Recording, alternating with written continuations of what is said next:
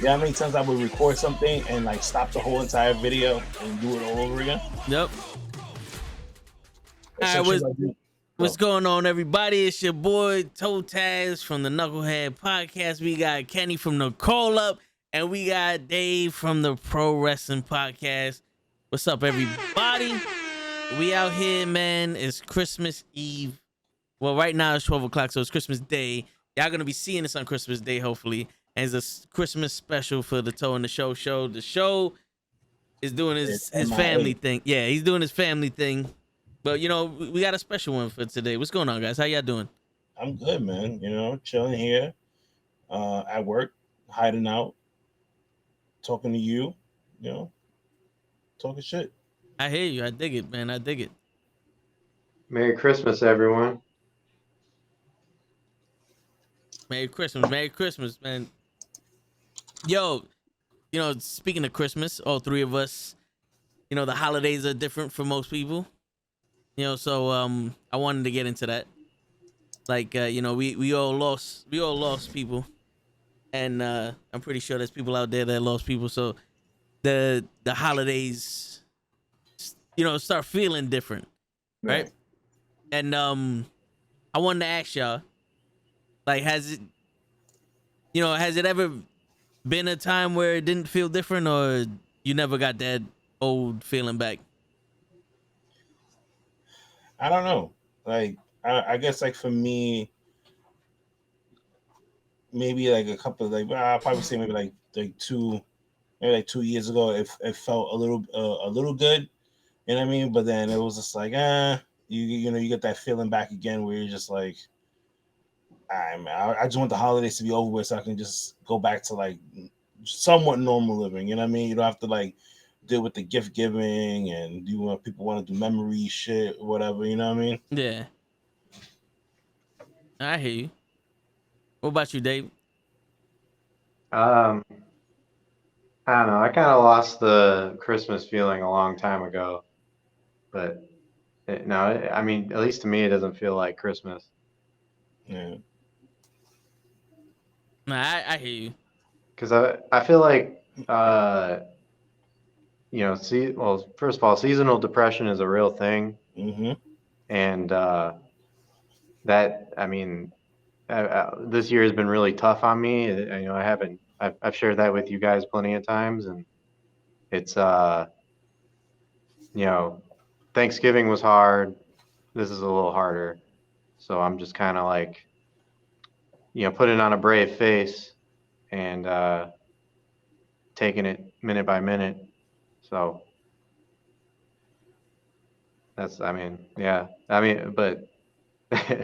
it is what it is. I'm here. I'm on the Toe in the show with Kenny We in the chilling Toe. right now. So But we're not, just but no, but you know, I get what Dave was saying, Yeah. because it's like for me, like, I have two small kids. You know what I mean? So it's like, you know, you gotta get in that Christmas spirit, you know, as best as you can. You know, mostly like, you know, for them, you know, and then, but like a part of you is just like, man, I just want this to be over with, like, because like that, it makes you that you have to be around family. You know what I mean? Like, you can't sit there and be like, I don't want to. You know what? I'm not gonna go here today, and then people are gonna be, oh, but you should come, type of feel. You know what I mean? Like, there was days this week that I was just like, I didn't want to be around nobody. You know what I mean? I just wanted to just be left alone. You know, and I don't know if I don't know if you guys seen it. Like, I would check in periodically at like messages that you guys would like send, and if it was something important, I would like reply back. But it was like, if it was some goofy stuff, like, I would just be like, I'll read it and be like, oh, okay, and I'll just go back to like whatever I was doing. And basically, what I was doing was nothing. I was just sitting in my living room, the TV off, just like to myself, collecting my thoughts. That was just me. Nah, yeah, I hear you. And then that's why I always mention Hogan for you, because that sparks you no matter what, you know.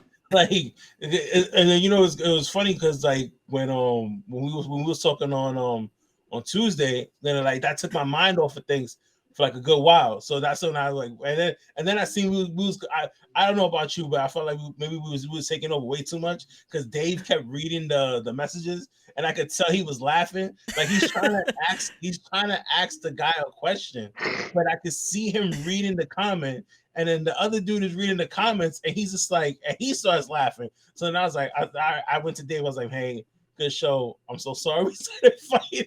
Like You guys hijacked the show, man. I say, yo, I'm so sorry. Hey man, we tried. We tried. I was telling you guys right after. I'm like, I love how you guys had your own little debate on a debate show in the comments. Fucking great. Word. But you know, hey man, we show the love, right? Nah, I get it. It was like me and Dave, we was in a spaces together, and Dave was talking about wrestling, and then all of a sudden it just turned left and went to like a whole nother conversation, and I was like, and right when I was about to leave, Dave sends me a private message, and he's like, "Yo, you left?" I was like, "Yeah." I was like, "This shit just went completely left." Like, yo, I'm not dealing with this. Like, I'm not in the mood for this. It like, was insane. Like, me I too.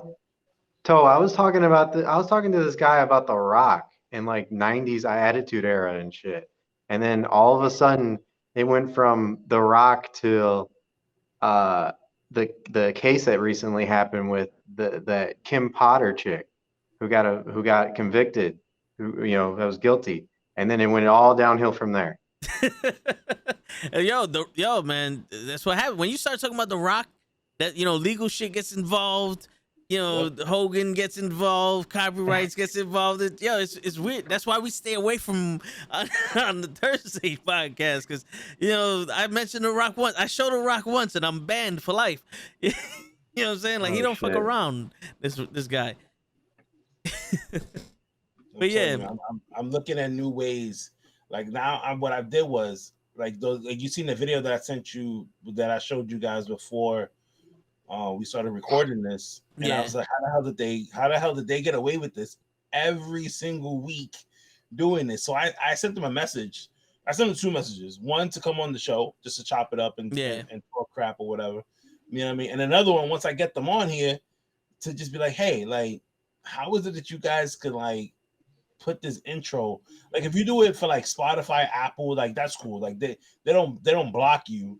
But like YouTube, like stuff like the way you show video, like you show actual like pictures of these people, and no one hit you with a copyright. Like, come on, man. Like, I need to know the secret.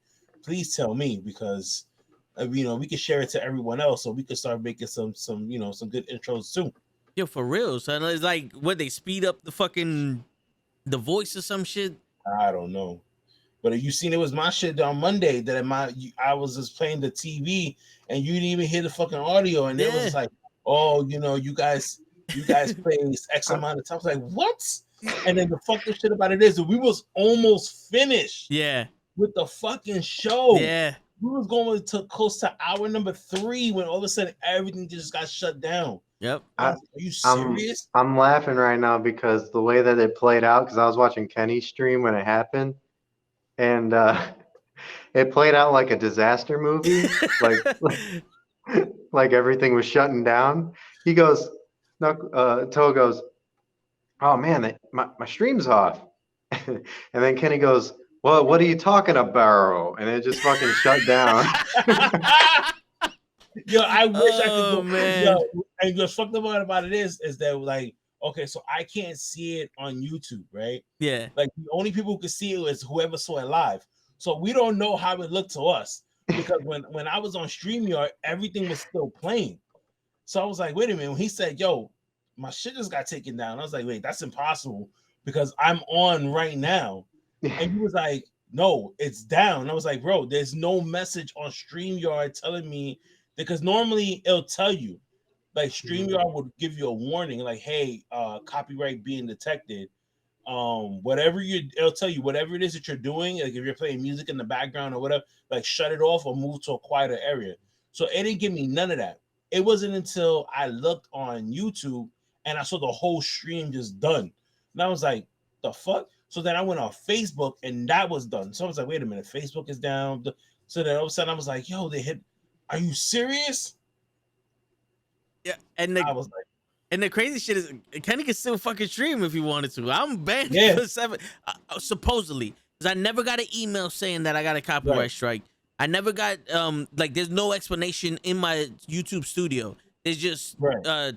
TMF copyright like struck you with a copyright, and they wiped it completely off of my YouTube, so I can't even like look at it. You know how like the wrestling one where we did the awards, Yeah. that one it just says blocked and it's still in my content list. This Mhm. shit is not in my content list at all. It's Nah, nowhere to they be just seen. completely. They just Yeah. completely. The only spot that didn't take it down, what it did was it kind of just like, and when it got to the point where it said, "Hey, like my shit got taken down," and it jumps to the next video. Like it literally didn't even stop and make a new one. It literally jumps to the next video. And I was like, what the fuck is this? So Wow. now I'm sitting here like, so now Dave is just like, hey, when you guys are on live, everything's just like doom, doom, doom, doom. I was like, what the fuck? Like even on StreamYard, the shit that doesn't even show that, like it just literally StreamYard just goes right in from the old video into the new one. Jesus. And you guys weren't even doing anything that different that you haven't done before. Like I've hopped on a SmackDown watch along with Kenny, and it was the same exact thing, and nothing happened. So Like Yeah. me, yeah, literally me. Dave was on with me for like an hour and a half, and like the last half an hour of SmackDown, he had to get off because his phone was dying, and literally like I was like, I played a little bit of the audio in the background so I could hear it.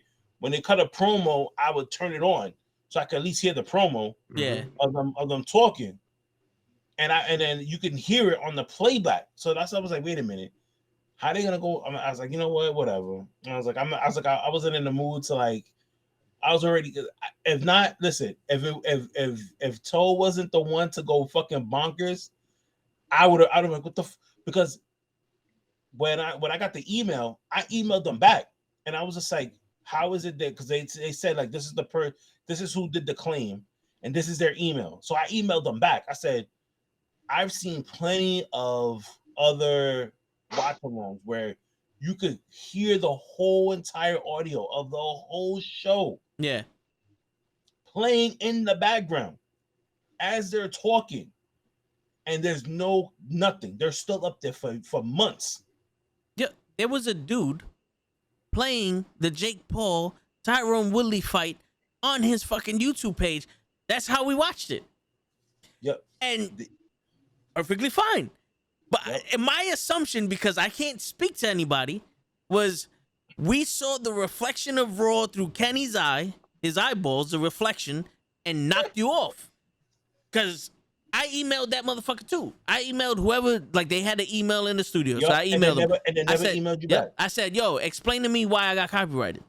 I emailed YouTube and I said, yo, first off, me and Kenny from the Call Up, we do a watch along for Monday Night Raw. Kenny needs to watch Raw. So do I. There's no audio or video playing during Raw because we're reacting to Raw live. You know what I'm saying? I was like, so if there's any ambient noise from a TV because somebody's watching it, we can't control that because they need to be able to hear and watch it. That's how it works. You know what I'm saying? Yeah. And I'm like, yo, we can't control that. And we try our best to not show anything. We're just reacting to it.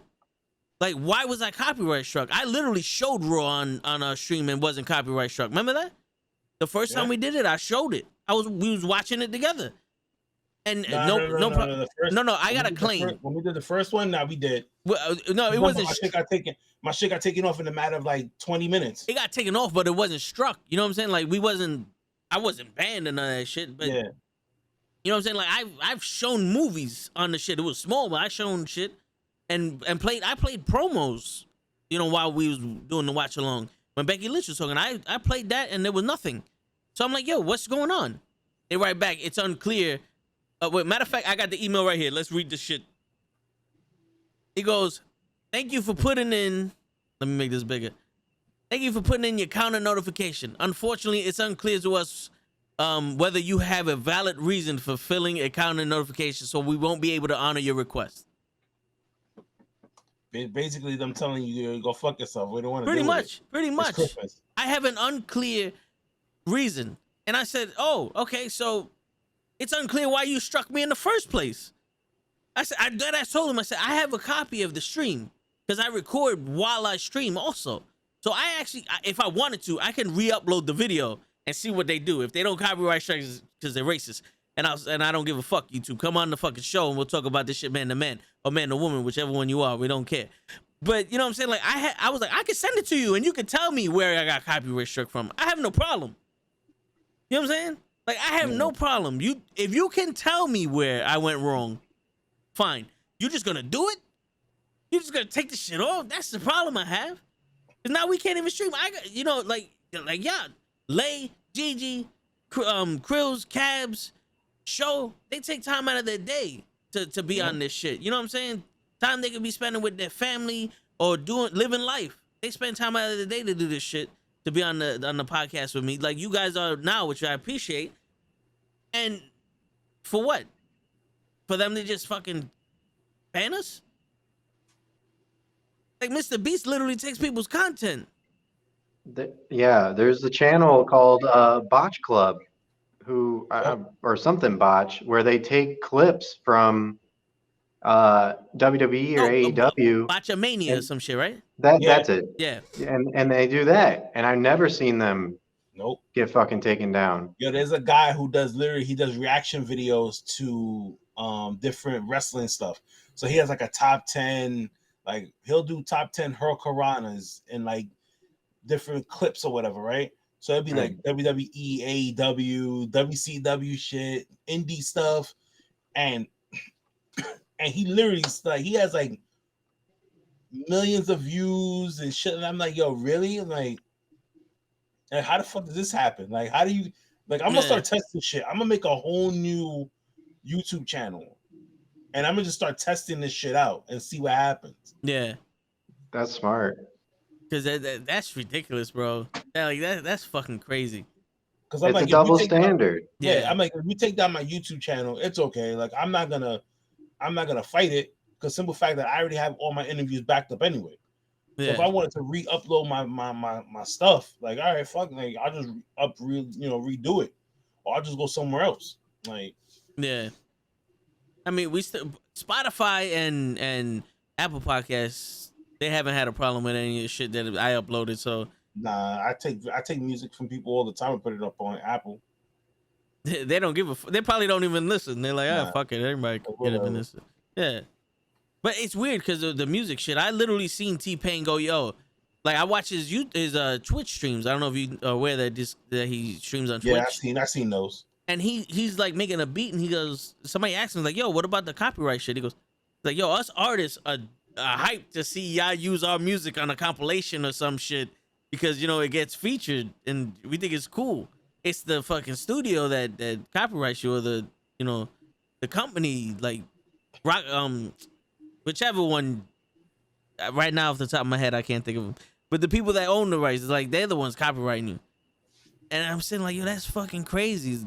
We're literally promoting Raw, whether we talk shit about it or not, and people are watching it with us. But nope, take that shit down. We saw the twinkle in your eye. Like I was like, yo, when you was like, yo, I can't even stream. I was like, what? I was like, hold on. So then I moved because, mind you, I wasn't even showing. Like when you seen the TV screen in the background, like first of all, you didn't even see the full thing, and it was too bright, so you couldn't even really tell what the fuck I was watching behind me. Yeah, you had to know what you was watching in order to know. Yeah, and you had like the top right quarter of the screen showing, so you saw the fans, the empty seats that were in the crowd with Raw, and hey. Listen, I was ready. My bad, Dave, but I was ready to. No, I'm just saying, like, we did a whole fucking bread bit where we were playing Careless Whispers the whole time and nothing happened. You know what's funny? When I put up those shorts, the only video that got a copyright claim on it was Pootie's. That doesn't make any sense. Yeah. All 8 of those videos, no problem. Pootie rubs ketchup on his face. Copyright claim. I don't know if it was the ketchup or the music. I got.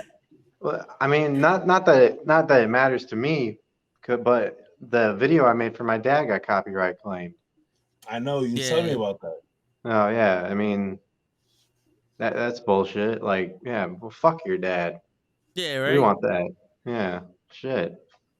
You know, like I get it. It's you don't want to steal somebody's work and making money off of somebody else's hard work, but like if you take the time to actually watch this shit, then you can understand. Like if there was a human being going, yo, there's a claim on this video, and a human being goes, oh, this is a tribute to somebody, it's fine. You know what I'm saying? Or yo, they're doing a watch along, it's fine. But you got a machine basically going, oh, we heard a millisecond of someone saying Downey. Take it off. And then we email you, nah, it's unclear what you're doing. So, we're gonna keep it off. What? We're guilty until proven innocent? I thought we was innocent until proven guilty. What country are y'all living in? You know what I'm saying? Yeah. Like the laws of physics cease to exist on their stove, bro. This is my cousin Vinny reference, just in case you didn't know. I think there's this guy named Sean C too who reviews like new albums that come out, and he plays like a good 10 seconds of the song, and then he pauses it, and then he goes, "Ooh, that bar right there is," he says some shit like that. Yeah. But he's still, there's still that 10-second of a song that he's playing, and that video is still up. Yeah. Well, Pootie does the same shit. He reviews, like he reacts to songs, and he'll play the song and then pause it and explain something or whatever. He tells me like, yo, I get copyright all the time, but you gotta email them quick or whatever the fuck case may be. So I'm like, all right. So I email him like, yo, now I'm banned, bro. So like, I even hit him up in the emails like, do I need a lawyer here? Because y'all saying that this notification is a legal thing. It's a legal document. So I'm like, do I need representation? Like, am I under arrest? Like, what's going on here? And no one's getting back to me. So I guess this is just a communist fucking site. I kind of want to stop using YouTube, to be honest with you, but there's nothing else. Like I could do Twitch, but like where else can we go? They got a monopoly over the shit.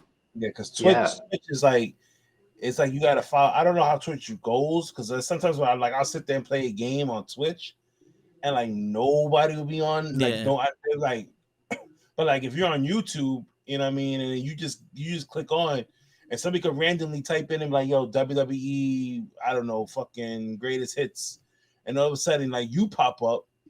Yeah, out of like a list, and they'd be like, "Oh wait, he's going live." Like what? Because sometimes I do that. Like if I'm bored and I'm at work, I'll just go to like I hit live and just see what's on, and mostly it's just people from like playing Fortnite and shit. Yeah. So I'll just sit there and watch them for like maybe like 20 minutes and be like, "Oh okay, I ain't playing this, but all right, like it look okay, it look entertaining." Yeah. Meanwhile, there was a dude not too long ago, back in like fucking 2018. Who was making videos on YouTube stomping puppies. What? And he didn't get taken down. He was doing it for like 10 years, and he didn't get taken down until just 2018. Wow. First of all, he's a fucking scumbag. Yo, for real. All right, for real. For kicking puppies. But you guys want to watch Raw, and then you're the bad guys. Yeah, we're the assholes. Yeah. Should be out here twerking and shit, half naked. Yeah, it's cool. Yeah, no, for real. Like, if we had a pool, I bet you they wouldn't have said anything. You know what I'm saying? I could be streaming in my pool, fucking watching Raw, and they were like, "Oh no, it's fine. It's just a pool stream." But I'm affiliated on Twitch, so people can actually sub to me and donate money and all this other shit. Like I can get paid on Twitch, but I decided that the people that actually watch on YouTube, we get more people on YouTube watching than on Twitch, but the people that actually come on YouTube know wrestling. Like, they're here for a reason. You know what I'm saying? And the people that are on Twitch, they're trying to play video games or, just chill. So I felt like the chat was more engaging. And, we met a lot of cool people, so it was like, all right, YouTube is a better place for this subject. Like, I'm not going to play video games on YouTube. because I used to do that also. I used to, play video games on Twitch, YouTube, and Facebook at the same time, and no one came anywhere but on Twitch. Well, Mixer was the better one, but no one came anywhere but on Twitch when I was playing video games. So I'm like, now I don't know what to do. It's like, we gotta find another platform that's gonna. Because it's literally, this is the way I see it. We're slaves to the YouTube, and unless you're popular, you can't buy your freedom. Because like, I don't know if you guys ever heard of Abba and Preach. You aware of these guys? Or like Fresh and Fit podcast, whatever? No. All right, so there's a whole thing. So Abba and Preach do reaction videos. So they'll put up videos and they'll react to it and all that other stuff. They're popular. And Fresh and Fit is a podcast where they're mostly made for, they bring in a bunch of women from Miami and they tell them how men are better than them. It's one of those manosphere shit, the red pill motherfuckers. And Abba and Preach were on that show, and then they reviewed the episode they were on. And like they made fun of them, and then this whole beef happened, and then something happened again on the Fresh and Fit, and then they reviewed that shit. Because one of them was basically had a girlfriend that was using for money, whatever the case may be. So Fresh and Fit, copyright struck them. And they're explaining this throughout their video. The Abba and Preach like, yo, the lawyers are involved, and YouTube's like, oh, we watched the video and there's nothing that you guys have to worry about, and blah blah blah blah blah. And I'm sitting like, okay, so there's a human on the other end of YouTube that you can talk to. So I'm sitting here, I'm like, all right, so when I got struck, I was like, maybe I'm afforded the same privilege as these motherfuckers. Right. Psych. The only YouTube person I was able to talk to was whoever handles their Twitter. That was the only reaction. That was the only response I ever got to any of the YouTube emails I sent them, was the one I sent on Twitter when I was like, yo, what's the problem? And then when I replied to that one saying, yo, is it because I'm a small streamer that I'm not getting these emails or afforded the same, courtesy as the bigger ones? Then whoever that was, stopped replying to my tweet. They say, yo, I'm out. I'm not dealing with this. Yeah, I find it ridiculous that the only way I can contact someone, and Google sucks too. There's no email. There's no customer service for Google. The only way you can contact somebody is through Twitter. Like I'm not a 6-year-old twat. I'm not a twat. I'm not a 6-year-old child. You know what I'm saying? like I should not have to use Twitter to fucking speak to you. You know what I'm saying? Like there should be a human somewhere that I can email. Like what the fuck, bro? With the amount of people working at home, you're telling me no one can read emails? You need to send a fucking machine? Yeah, I spoke to somebody at T-Mobile about my phone, and the girl who picked up from the customer service, right? Yeah, Indian, right? Clearly, you can no. She sounded black, but okay. Right? But she comes there, she gets on the phone, she's talking to me, and she goes, "Oh, I don't know if we could do what I requested something," and she said she couldn't do it. But I think she was distracted because I heard a baby crying in the background. And I was like, yo, you working from home? Get the fuck out. I wanted to ask her. Like my whole sense, I wanted to ask her, like, yo, let me ask you a question. Like, do you got like a special computer at home that they have you doing this shit from, that you could do this shit from home?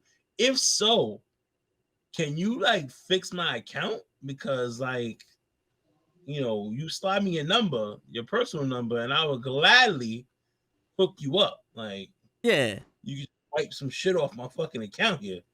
You know what I mean? But meanwhile, she was like rocking the cradle.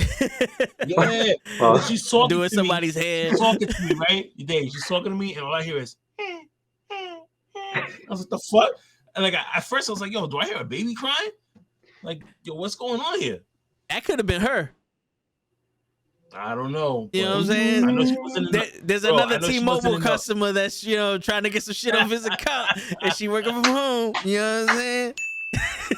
Like, I was like, okay. I was like, I think it's just still working from home. All right, that's what's up. Word. The way stuff is going now, it looks like a lot of people are gonna start working from home again. Yeah, man. Yeah, yo. For some reason, Sprint and Capital One, they don't work from home. They work from fucking India or some shit. I get an email from Capital One saying that, yo, your card has been removed from Apple Pay. I said, what? I didn't remove this shit. And it says if you didn't remove it, call up customer service. I call up customer service, And like, hello, how may I help you? And I was like, what? He goes, how may I help you? Thank you for calling Capital One. I was like, yo, I got an email saying that my card's been removed from Apple Pay, but when I access Apple Pay, it's still there. Oh no, there's probably. Do you recognize any charges? I was like, nah, like there was no fraud. Like, oh, let's put you on a digital call. Okay, all right. And like maybe I get it. Someone who speaks English. Hello, this is Capital One Digital. Thank you for calling. I said, how the what? All right, yo, the Apple Pay shit. Oh no, see what happens when you don't use it? They take it off, and you haven't used it in a while. I said, I used it last week. The fuck are you talking about? I literally went months without using that shit. And I no problem. I said, you know what? Yo, is there a problem with my account? No problem at all. Thank you. Hang up the phone. It's like when you know more than the fucking customer service agent, I don't need to be on this shit no more. I was like, I wonder if I got charged long distance for that one. Might. No, it's toll free. That's how they get you though. That's how they tell you data rates may apply to fucking to certain phone calls because of where you calling. It's like shit, man. That's why don't tell nobody. I use the fucking work phone for that one. Like nah, man. No, I mean like the landline. I don't. No. This is my personal. I don't get. No. See, me and Dave, they gave us a cell phone. Okay. Oh, they don't give me. I use this shit for everything, bro. GPS. Only shit is I don't know. Only thing is now is that they gave us some rule because I think people started abusing it. So say if I go on vacation for like 2 weeks, I gotta hand my shit in. Oh. Okay. So there was those long distance charges. I can't take it with me. Like I can't take it with me, type thing. And I've taken this phone to Paris. Like I've used it. I'll be like, yo, I gotta call my mom. I'll be back, and I'll use this phone. I'm like, hello, and then like at the end of the month, they'll send you a email, right? And they'll go and say like, hey, were these charges personal? Like these calls personal, or was it business? And I'll just check off business, like all of them, like business. Yeah. And I use the hotspot on here, like when my kids need to go on their tablets and shit. I'll be, just give me 1 second. Let me put my hotspot on. It's not gonna run up your data, nigga. Shit ain't mine. I don't care. Word. This is fucking data. Who do you think this is? I'm like, use the way, my friend. Use the way. Damn. Now we have the landline. My job don't give us shit. They don't even give us lube when they bend us over. They want to track us with this, so Well, they track you with the chip that's in the vaccine, apparently. I know, and I got 2 chips in me then because I got it in both arms. Oh shit! Wow. Because I got the booster and the flu shot all on the same day. Oh, nice. On which arm? I got the booster was on this arm and the the flu was on the other. Nice, man. You are looking a little swole now. Yeah, I was gonna say. That's just the flu because I'm fat. Like that's pretty much it. Yo, are you mandated to get that? Oh, you did that on your own? I am. No. I have to. I have no choice. If not, they'll suspend me. Yeah. Well, are you sure? No. I'm literally. That's what they said. Like here in New York, they'll suspend you. That's it. You'll be sent home without pay. That's fucked. They told us where I work that you gotta get it, or if not, you have to test every week. They were doing that in the beginning here. There was just like you can get the shot. If you don't get the shot, you gotta get tested every week. But then the mayor that we had, we only have him for like another couple of weeks, and then he's fucking dunzo. And he mandated everybody. Yeah, he was like, if you guys don't get it, you're gonna get suspended. And that was like the beginning of November when he did that. And then literally the first day when they said, if you don't do it by this day, don't come to work. You're suspended. Freaking FDNY, there was about like 3,000 call outs. I didn't even know they had that many fucking firefighters, bro. I was just like, what? I was like, shit. They all called out sick because here the thing about it is like when you call out and they tell you, like, if you say, hey, I'm calling out today for a personal reason, they can mandate you to come into work. You know what I mean? Like they'll tell you, like, yo, you no, like if they say if they're short. So say like if you're a team of 10 and like 6 people call out, so now you have 4 people on, and all of a sudden you're the 7th person, you be like, hey, I need to call out on a personal matter. Then I'm like, yo, I can't. Like they're like, I can't honor that request. Like you're gonna have to come in, you know, because we're short. But if I turn around and say, hey man, especially now with the COVID numbers going up, and you say, hey, I'm sick, I'm not gonna pass the screening process. They're like, oh, okay, well, stay home. Now you just a 3-man team, and you just gotta like probably maybe call somebody in, or you just gonna have to wing it with the 3 people you got. So here they was just like, listen, if you sick, you sick. Like, so sometimes people call me, like I take a lot of the call outs in the middle of the night. So people will just call and they'll be like, yo, I don't feel well, I'm sick. All right, whatever. I just note it. I'm like, call, like, put it in. You got to call a separate number now to like speak to somebody else so they can notate it in the system type of thing. All I do is I approve it. That's it. So sometimes my bosses will look at me and be like, yo, why did you approve so many call outs? I'm like, fuck you want me to do? Like, they all called out sick. They all said that they're sick. What do you want me to do? You want me to sit there and tell them no? Nah, I'm good. I'm not going to HR dealing with the board of people upstairs. Like, no way. Like, you deal with that shit. The word. That's fucked. I didn't know that your guys' mayor had like so much say into everything. Oh yeah. But the new one that we have now coming in, he's a former cop. Oh shit. So he said that he's looking into the mandate. He's gonna review the bylaws that they have for the mandation. So in my mind, I'm thinking he's gonna ask that, and everybody's gonna coming back to work. He's probably just gonna tell them like, hey, you gotta go get tested every week. Like, go back to that, but bring your ass back to work. Yeah. Because one of my friends, he's been sitting at home since November. Like November, October, he's been sitting home. So of this year or last year? Yeah, no. This year, once they did the mandate and you couldn't come to work unless you get the vaccine, he was adamant about it. He was like, yo, I'm not getting no he's like, I'm not getting the shot. He's like, I don't want to get tested every week. Like, he's like, yeah, I do what I need to do. And they was like, yo, just don't come back. And he was like, all right. He's like, fuck it. He just left all his stuff inside his locker. He was just like, hey, yo, if they need anything, here's my combination code. I was like, seriously? He was like, I'm serious. I was like, wow, bro. Like, he just left me. He was my night person with me. He used to make the fucking like the nighttime go by quick. Now you stuck with us. Yeah. I mean, I make it. I mean, no, not for that. I mean, if I wasn't talking to you guys right now, I'd just be looking at videos or just like handling paperwork and just like change my clothes out and just stick to my uniform and stuff. But I just hide out.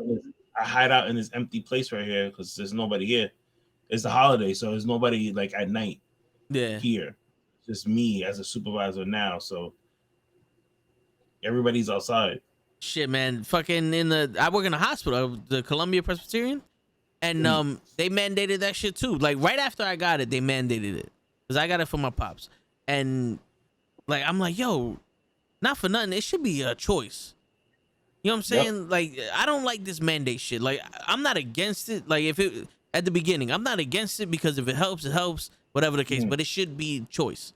You know what I'm saying? If you're not gonna take the vaccine, get tested. Or, wear a mask or stay home. These are your choices. Yep. Now you're going to force us to. Or we're going to fire you. It was literally when on our thing, I think it was by September something, then they pushed it back to like October, whatever. But if you wasn't fully vaccinated by November, let's say 3rd, you were suspended for 2 weeks without pay. And if you wasn't fully vaccinated by then, they fired you. And yo, a lot of people were like, yo, fuck it, I'm out. Yep. A lot of people left. They're like, yo, I'm not doing this shit. And now they're mandating the fucking booster. And I'm like, yo, the booster is just a lesser fucking vaccine. Exactly. And I'm like, yo, why are you mandating this shit? And now they're mandating all the patients and visitors be vaccinated. Yo, So like, yo, when we had everyone dying from COVID, they didn't give a shit. You come in, wear a mask. Now that everything is there's no cases or very little cases, we mandate you to get a shot. For what? Like, and the patients weren't even vaccinated. They didn't have the proof vaccination when they came in. So I have to be vaccinated and I can still get sick from these niggas? Yep. And then you're gonna demand a booster from me, and now all of a sudden, like you 2 years too late, bro. You 2 years too fucking late. You know, force, like, that's the problem. This is a free country. You know what I'm saying? It's a free country. If you have the right to sit there and protest whatever the fuck you want, or say whatever the fuck you want to whoever the fuck you want, you know what I'm saying? Like, I can literally drive my car anywhere in this fucking country without a problem, playing whatever music I want without a problem. But now I can't come to work because they didn't inject some shit in me. If it was a cure, hey, go ahead. You know what I'm saying? If it killed the virus, go ahead. But this is, in my opinion, this is like, what? You're just injecting shit in me. You're injecting vitamins in me. It obviously didn't work. Giving me more of it, this shit ain't gonna work. So basically what you're saying is that when Hogan said to take your vitamins and say your prayers, it was bullshit because it didn't help you at all with the injections that they That give was you. pre-COVID, Kenny. That was pre-COVID. Yeah. Oh, it's No. my fault. No. See, it's pre-COVID. See, Hogan said take your vitamins and say your prayers. He said take your vitamins and say your prayers to be safe. If we would have all took our vitamins and said our prayers, we would have never caught COVID. But now people, since they didn't listen to him, now they're mandating us to get shot in the ass with vitamins. I didn't get shot in the ass. No, I got shot in the arm. Nah, they shot me in the left butt cheek. It was a big ass needle. They had me bend over. That was the way. They put on bro, gloves. That wasn't the way we were supposed to take it. I don't know. Man. I don't know where you went, but everybody in New York City got shot in the arm. I went to the YouTube center. Oh. That's where I got it. The YouTube center. Let me ask you something, right? It was cold. I always think back, like, now, like, before COVID, right? Like when we were back in, I'm gonna say, what was it, 2019 and shit like that, right? Yeah. Like, the stuff you did back then, do you do that now still, or are you kind of like cautious on stuff? Like, I meaning, don't shake people's hands.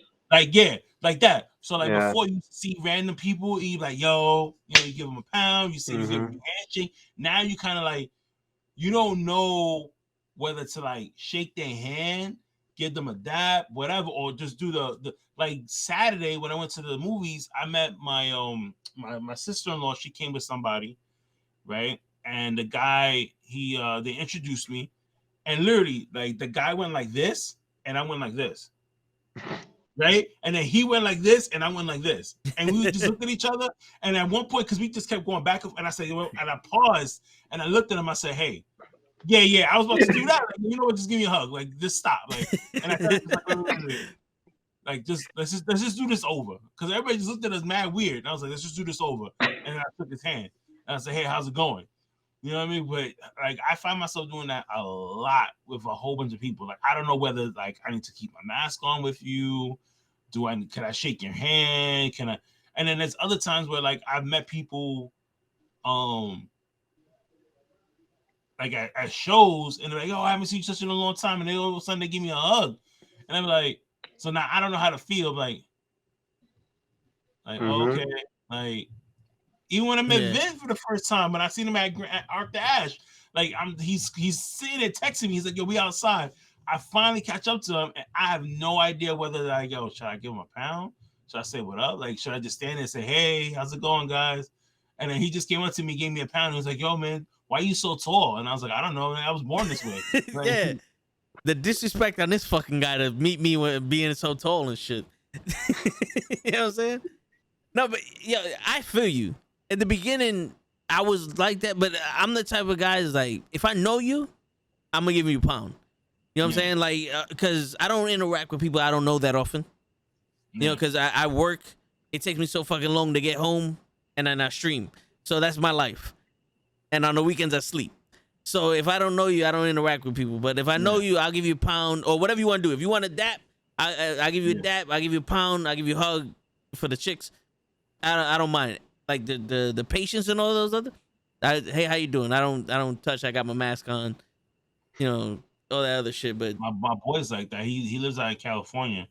He came over here a month ago for like his wedding anniversary. They came to see a UFC fight for their wedding anniversary. I said, that's dope. So he was gonna take a cab, and I said, hell, if you guys don't mind, like I'll come pick you up. You could save the $60-$80 that they would have freaking probably raped you and shit like that to take from you from the airport to your hotel. And he was like, oh, let me run it over with my wife real quick, because you know she's very cautious about stuff. I was like, all right, you know, whatever. And me and her, like I like we know each other. So when she said, oh, it's Kenny, oh, don't worry about it. She's like, I feel safer in Kenny's car than I do in a freaking cab. Yeah, right. There's like countless people in that fucking cab a day. There's you and your kids in your car. Yep. She's like, oh, he only has his kids inside the car, so he's all right. And he's not gonna have anybody, you know, in the car or whatever. So, and I got wipes and all the other shit inside my car too. So, I hear you. When it first happened, like when the first breakout, like in April, like April, May or some shit. Yeah, my brother caught it. You know, he went to jury duty and he caught it from there, and he was locked in his room. So I was driving to work, because usually I drive to work and he drives back, and then I just take the bus home. Yeah.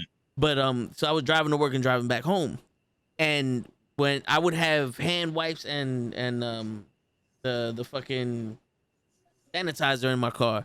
So when I left work, I would sanitize, go to the bathroom, wash my hands, and then, you know, get in my car, wipe everything I touch, sanitize my hands again, wipe the steering wheel, and then drive home. And when I got home, wiped everything again, and then did the same shit. Yeah, you know, now did every day. Now I'm on some fuck this shit, man. Like I'll sanitize my hands and all that shit, but it's like, you know what, man, fuck that, bro. Yo, I used to come home from work, right, and I would like literally take all the clothes, put it in the hamper, and be like, I'm gonna wash this later. Take a quick shower, change into like some pajamas, and then I will go and hug like the kids and like my wife and stuff like that in the house. Like it was a rule, like don't touch me, nothing, right? Even my wife, because she wouldn't work with like particular people or whatever. Like her job is mostly like with kids, so she would just be like, yo, she's like, oh, I'm gonna come home, shower, whatever. Like I was dealing more with the public, so it was just like I gotta like do X, Y, and Z before I even come home. Yeah. You know what I mean? But now I kind of just come home, like take my jacket off, and I just sit down on the sofa. I'm like I'll take a shower later. Like I'm done with this shit, man. Fucking, I caught COVID. Like the first time we had when people started getting COVID really bad, I caught that shit in like the beginning stages, like January, before they even said that we was even like they were remotely even talking about COVID. Yeah. And I got sick really bad. And then like months later, when I went, the doctor was just like, "Oh, all the symptoms that you said that you told us, it was like I think you had the early stages of COVID, but because no one was really testing for it, we didn't know. We just thought you had a fucking cold." Yeah. See, I was hurt. I was sick for like 4 days in February, but I still had on my scent, my taste. I could breathe. I think I just had a cold or whatever the fuck case. I was out for 2 weeks. Yeah, my brother was too. My brother, yo, like I couldn't move. Yo, when my brother would text me, he's like, yo, I gotta use the bathroom. So I locked my dog and my pops in their room, because you know my pops, we was not taking no chance with that shit. And I would see him from like my pops' room walking into the bathroom, bro. He looked like he was 110 years old. Like that's how he was walking. I was like, Dave, I can only imagine from afar, just looking at his brother walk from one side to the other. He's like this. He give. You see, in New York, we just go. Psst. So you can't give him that. Psst. He just looks at him. He just goes, gives him the head nod. He's like, he's safe. He's safe. Word. I'll see you in 2 weeks. Yeah, really, bro. This shit's crazy. It's fucking sad though. Yeah. Like, I've shit, never my gotten wife- it. Me neither. No. Me neither. I have. It's not fun at all. Like the first time I got it, I was out for like 2 weeks because like I had the shakes, my chest was bothering me. It was hard for me to breathe at times. Like at one point, I felt like I was outside playing in the snow with like no clothes on, and I had a hoodie on, sweatpants, socks, and I had a blanket, and I was like shaking, and because I thought. Man. And I thought that it was just like whatever. I didn't tell nobody. I was just in my room.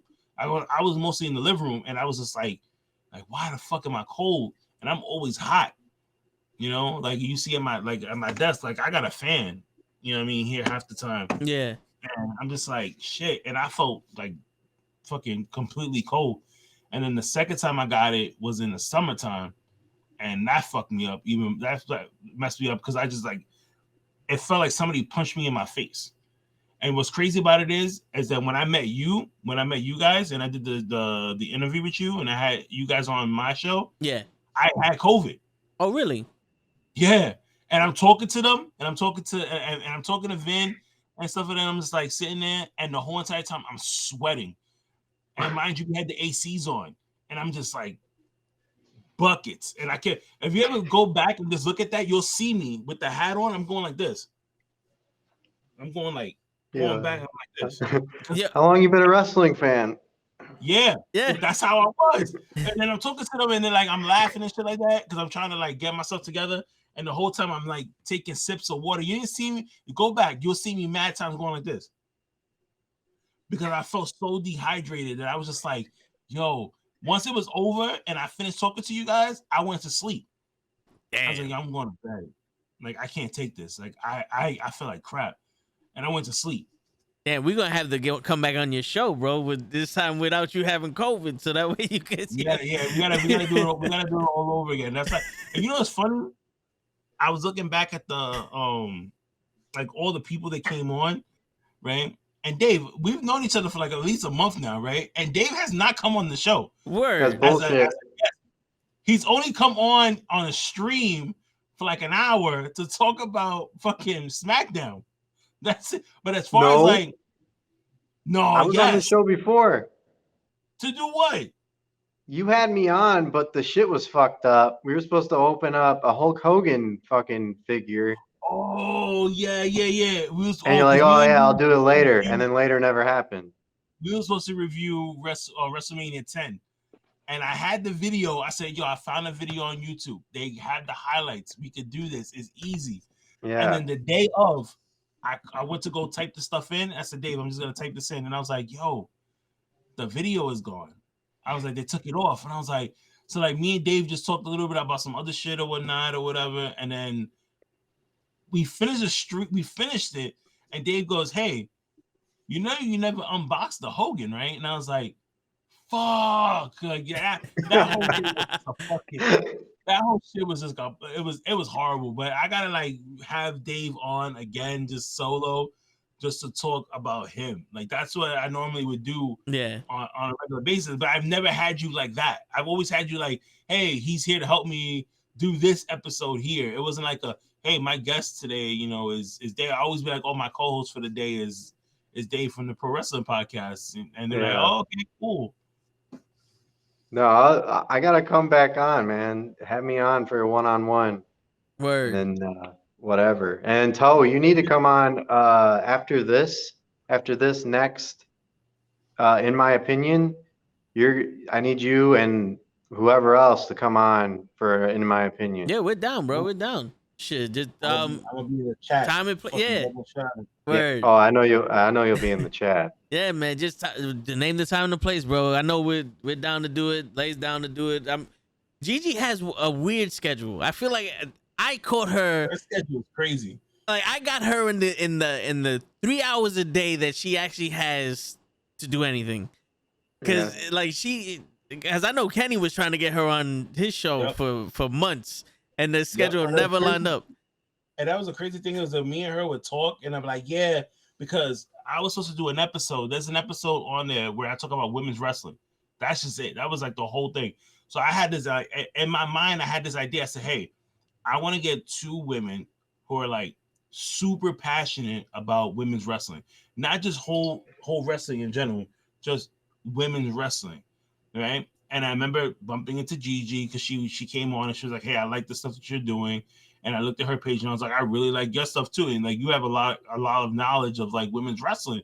And then there was another girl, right? So I want to do that episode over because the girl was just like, oh, I really don't watch too much women's wrestling. Like, and I was like, what? No, bullshit. She watches women's wrestling, but it's mostly indies. She doesn't watch WWE. She watches a little bit of AEW.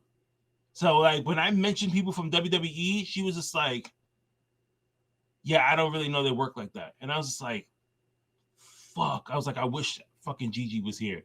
Right. And it was, and then when me and her was talking, and then she told me about you guys, and I was just like, really? Because I always wanted like a co-host because I hate doing this shit by myself. Yeah.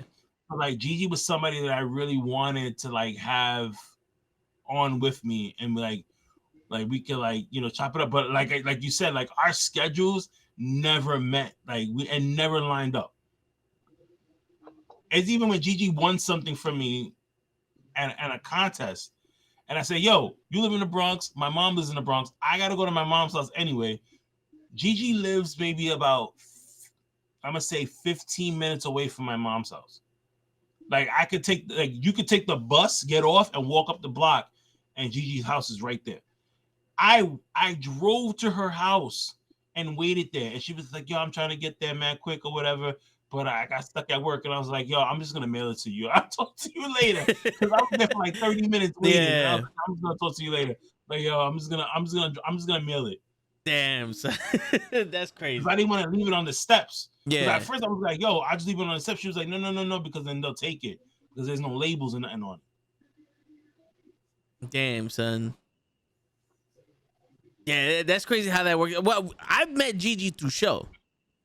You know, so, and then, you know, Gigi shows people and all that. So he was like, yo, there's this girl that I know that likes wrestling and blah, blah. I was like, yo, perfect.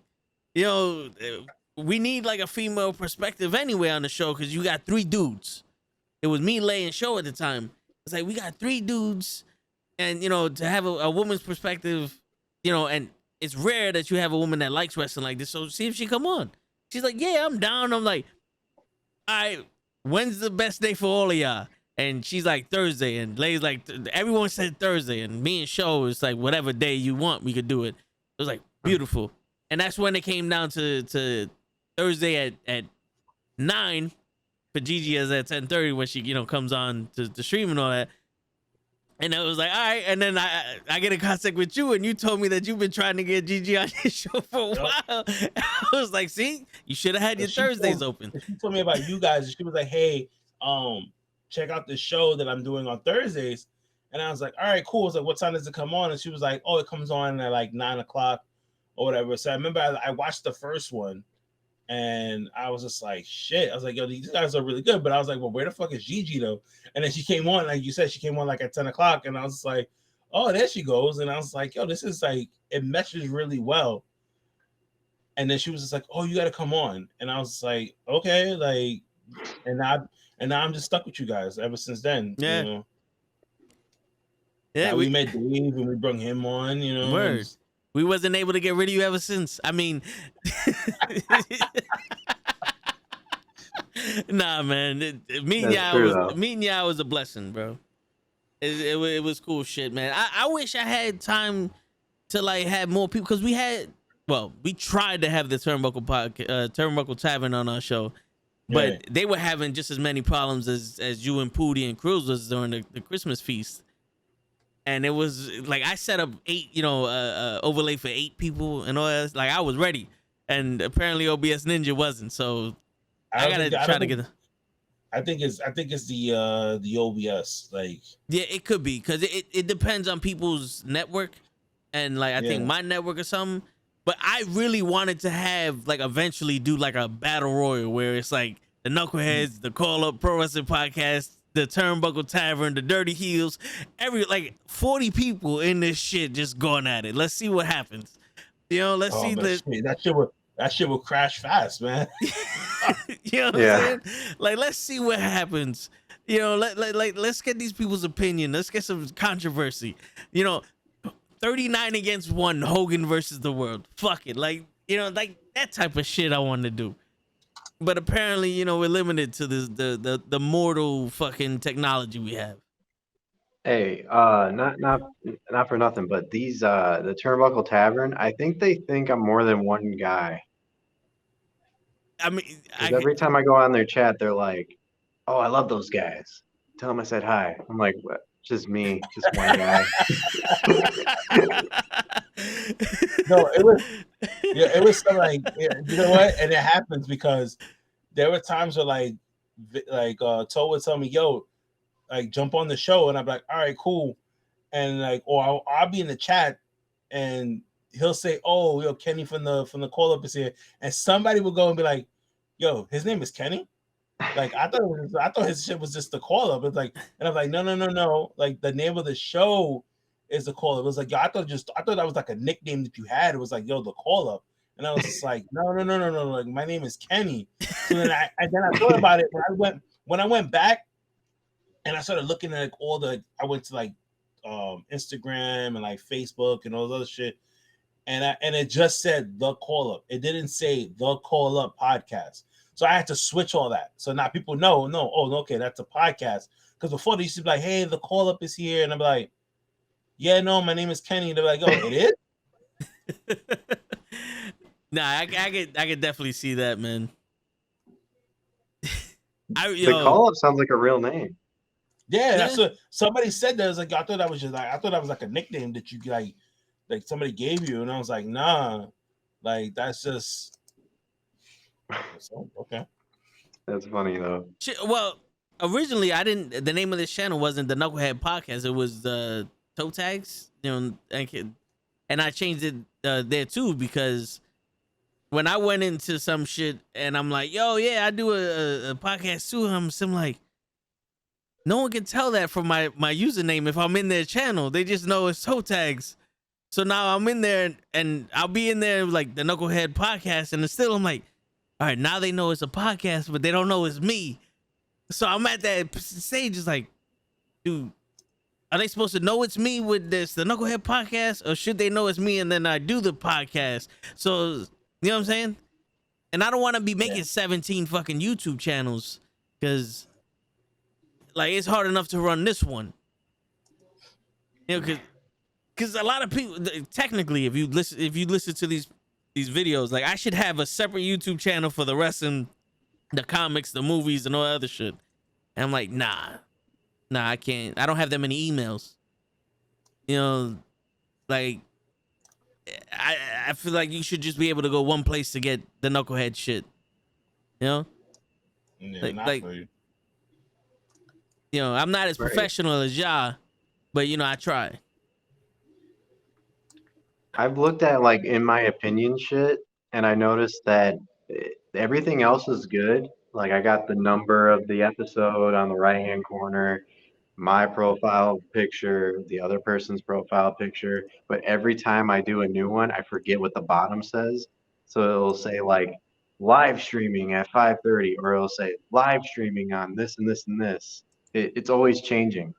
So my attention to detail on things is trash. So don't even. I'm not professional. Nah, I hear you. Oh, damn, Kenny fainted. Oh. No, I took some. I took like they have like these like what you call the cameras here. So like I took one, and so it's like attached. So it literally just fell off. I'm telling you, should have bought that $19 Logitech webcam. I tell you about. You could have just kept the hairs. Kind of looks like you're in the first Matrix movie because it's all green. Yeah, Mr. Anderson. I think it's just because of the lighting. Yeah, it could be. Because it depends. Sometimes it will go regular and then it'll turn green. Then it'll have the white balance. But fuck it, it's all good. Reflecting off your shirt, maybe. Yeah, it's all good, man. But And I just noticed that it does. It does. I kept looking at it. I kept moving, and I was just like, "Why the fuck is like everything turning green right here?" Like, is the walls green? It's festive. no, it's you know what it is. Some of the lights in the background because of the sensor, it's off. Ah, okay. Yeah. Yo, so what made y'all guys want to start doing podcasts? I just wanted to talk to other people and stop bugging my wife about shit. Mm. And they proved even more last week when I was talking to her. Like, so like you seen when I put up the last episode that I did, right? And I was like, damn, yo, like my shit went into like number 63 on the charts or whatever. Then it went up to like 59 and stuff like that. So I was like trying to explain it to her. Yeah. I was like, hey, look at this. And she was like, what am I looking at? So like I'm explaining it to her, and like her whole facial expression just told everything. Like, I was just like literally I stopped talking and I was just like, yeah, I'm done. Like, all right, cool. Like, like she was like, I don't know what you're talking about. I'm just gonna say cool and hopefully that'll be it.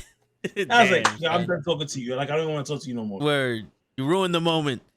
Yeah, exactly. I'm over here proud of my accomplishment. You don't give a shit. Word. Like, I want to show this shit off. You know, everybody's like, yo, man, that's yo, I'm proud of you. That yo, you like you're doing your thing. And then I show her, and it was just like like those dads that you see on TV. Be like, yo, dad, like, hey, man, I be my personal best, but you didn't come in first. Word. Your wife is probably on some, yo, show me a list of the money that you're gonna be making off of this shit. Yeah. And I don't give a fuck about it. Tell me that you made this amount of money today off this shit. Because so far, then all I know is that I see that you're talking to a bunch of dudes on fucking camera. And when I come home from work, like I come home from work and you talking to a bunch of fucking guys online. Like, I don't know what y'all doing. Like, word. Damn, man.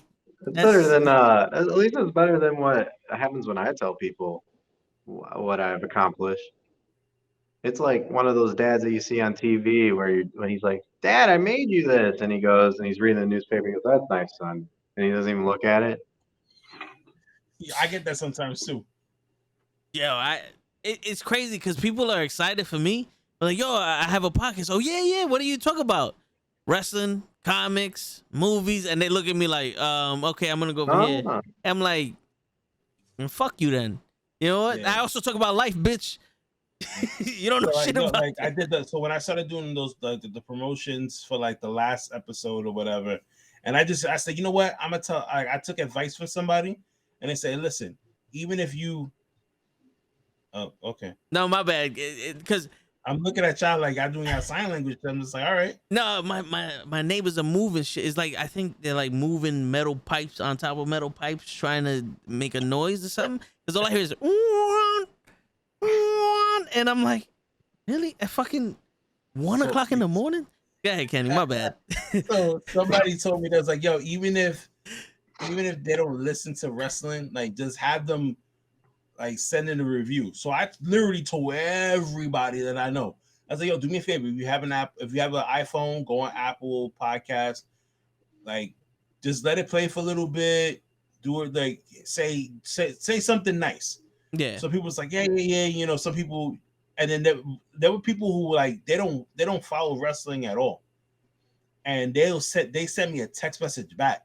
And I was like, yo, why you never told me you had a podcast? And I was just like, because I normally just talk about wrestling. Like, you don't watch this shit. They was like, yo, I listened to the interview that you had, and I don't even know who this fucking girl is. But just for the conversations that you guys had, I wanted to know more. And I don't even watch wrestling. One guy was just like, yo, I find her cute. So that's why I wanted to know more. But one of my old coworkers, she's like, she don't watch no sports at all. And she was just like, she's like, I was very interested and to know more about this girl just based off the conversation that you had. with her, and then I listen to other episodes that you have with other people, and you normally you sound like you just like if me and you are having a conversation just talking. So she's like, my friend was like, yo, why you never told me you was doing this? Like, how long you been doing this?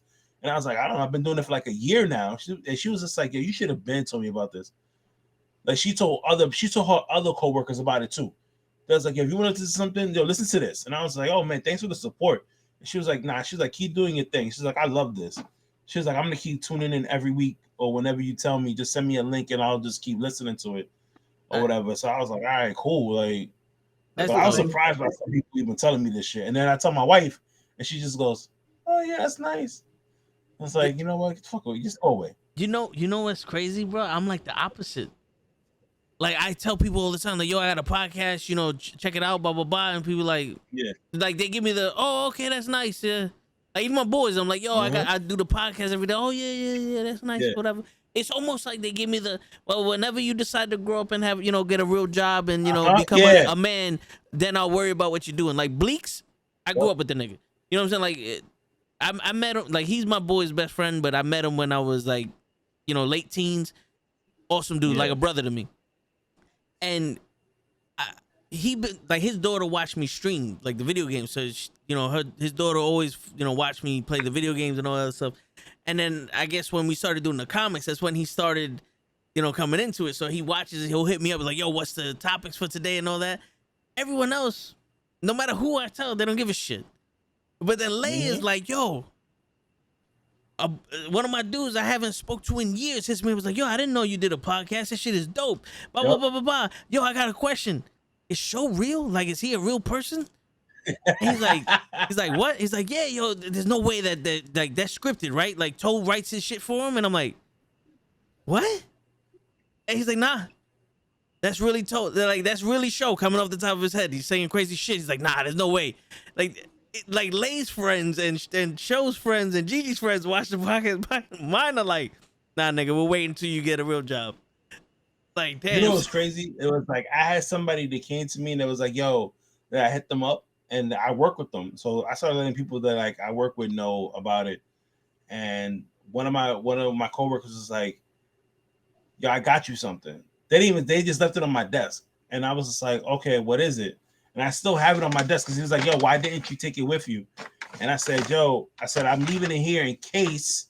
And it was funny when you hit me up and you said that about coming on today. I said, in case my boy asks me to come on, I could have stuff here prepared.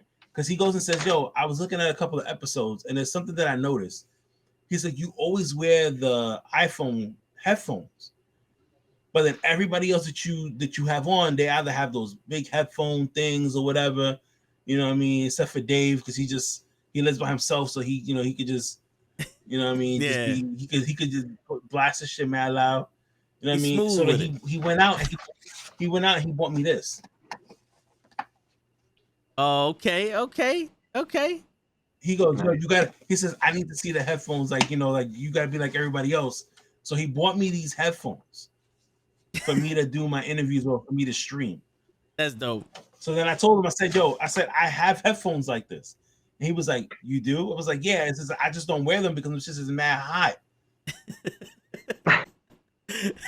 I said, look at the ones that has the red, the red circle. Those are live streams that I have on there. He goes, oh, he's like, I only look at the interview ones. He's like, because I didn't see the other ones. He was like live watching. He's like, he's like, I don't watch that. But the ones that had the guests, I started watching, and all the ones that I saw, you had these damn headphones on. It was bugging me. He said, so when I went to Best Buy, I saw the headphones. They were on sale, so I just bought them for you. I was like, hey, man, but that's a good friend, though, you know? Yeah. Yeah, no, it was. That's what's up, though. Now we're going to get Dave a pair of headphones. Word. So he can know about us sweating, too. I need a mic, too, man. Yo, it's Dave. So what got you into podcasting? Oh yeah, I guess I wanted to answer that. So a long time ago in 2020, me and my friend, we used to talk to each other on the phone all the time about shit that was happening, mainly WWE. and we were like, God, we have some good. Well, I did. He didn't, but we have some good takes on what's happening. So I was like, we should start our own podcast. He's like, yeah, man, start it up, and I'll join.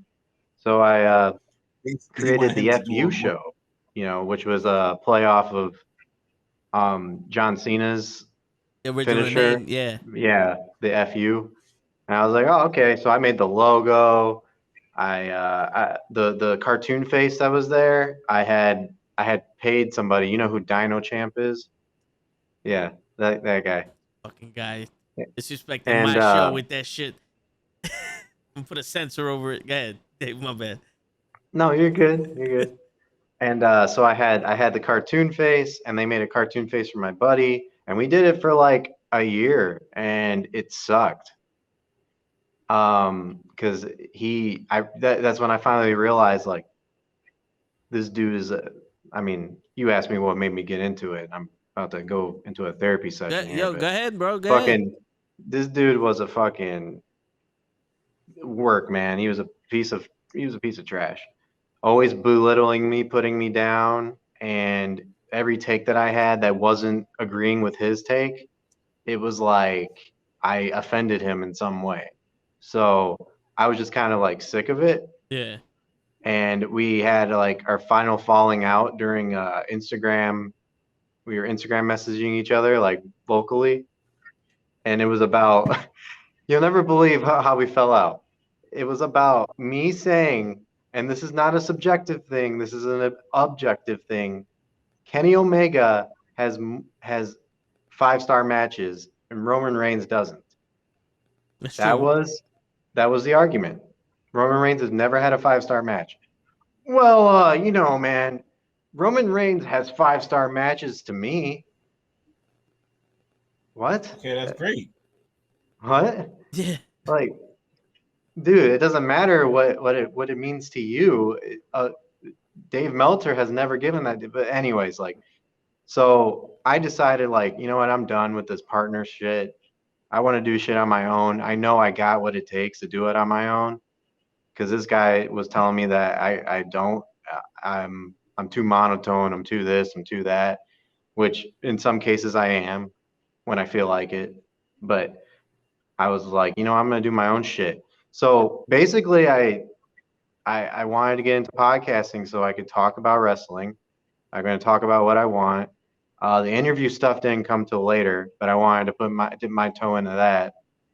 And then, like, I was gonna do and name it uh, in spite of him, really, because he claims to be. He's got this podcast, and I showed it to Kenny. He's got this podcast called "Here's the Thing," where his opener is, "Let's talk about everything pro wrestling in the pro wrestling world," and he never talks about anything in the pro wrestling world. All he talks about is WWE and AEW.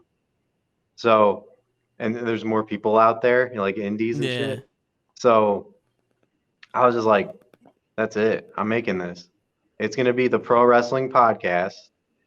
And I'm going to talk about the pro wrestling. And I'm going to do what I want. I'm going to make what I want. There's no partner to tell me I can't. There's no partner to belittle me when I have a take on something. And here I am. So what made me want to get into it? Simple as that. Hey, sometimes that's all you need, man. That That's all was you really need. long-winded. I'm sorry, viewers, for boring you, but Yo, yo, I'm gonna be the first one to say this. If you was bored from that story from him, go fuck yourself. Cause yo, everybody has those obstacles they have to overcome and you was doing this shit with a douchebag, and I'm happy that you had the balls to say, yo, fuck him, I'm gonna do it myself. Most people would let that I'll defeat be them right and back. never do the shit. All right, you know what I'm saying? So yeah. it's props to you, bro. And to call it the pro wrestling podcast, in spite of him, we're gonna talk about everything pro wrestling. That's actually pretty dope. I got audio clips, man, of me and him getting into arguments. One of these days, I'm gonna have to show them to you, Yo, word. because it's bad. It's bad. Damn. Uh, but yeah, pro wrestling and dude, he started his own thing called Here's the Thing, and then he he bought some followers, which what I know you said you bought whatever, Well, but the like views. I paid to have videos promoted, but it didn't do anything. okay, but there's a difference. Like you Yeah. actually work to get your followers on everything. He hasn't. He paid for followers. He's got like 3,000 followers that aren't real. Shit. And he claims to be a podcast, but he hasn't had a new episode since August or October 22nd. Shit. Man.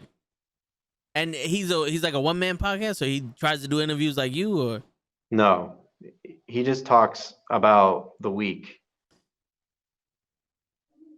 but he talks about the week bi-monthly. damn. I mean, if he was actually in the pro wrestling field, like with the indies and all those shows that were happening recently, then I can see him having weekly episodes talking about wrestling in the week. With Raw the way it is, if you're only going to talk about the WWE, you don't have much to talk about. The thing is though, and I hate to make this podcast about talking shit about him, Hey, he doesn't even watch the shows he reviews. what is he? He watches reviews of other people's shit? Dude, all right. Okay, I'm not gonna say her name because I'm gonna have you say it. Okay, she's an Asian chick on NXT that was once an NXT Women's Champion. Io Shirai? You said her name right. You know what Yeah. he said? Io Shirai. Wow, even Show would have sounded better saying that shit. Wow, okay. Io Shirai. If he was, I'm not even gonna bring her into the Diamond Wrestling podcast. But damn, son, that's crazy. That's crazy.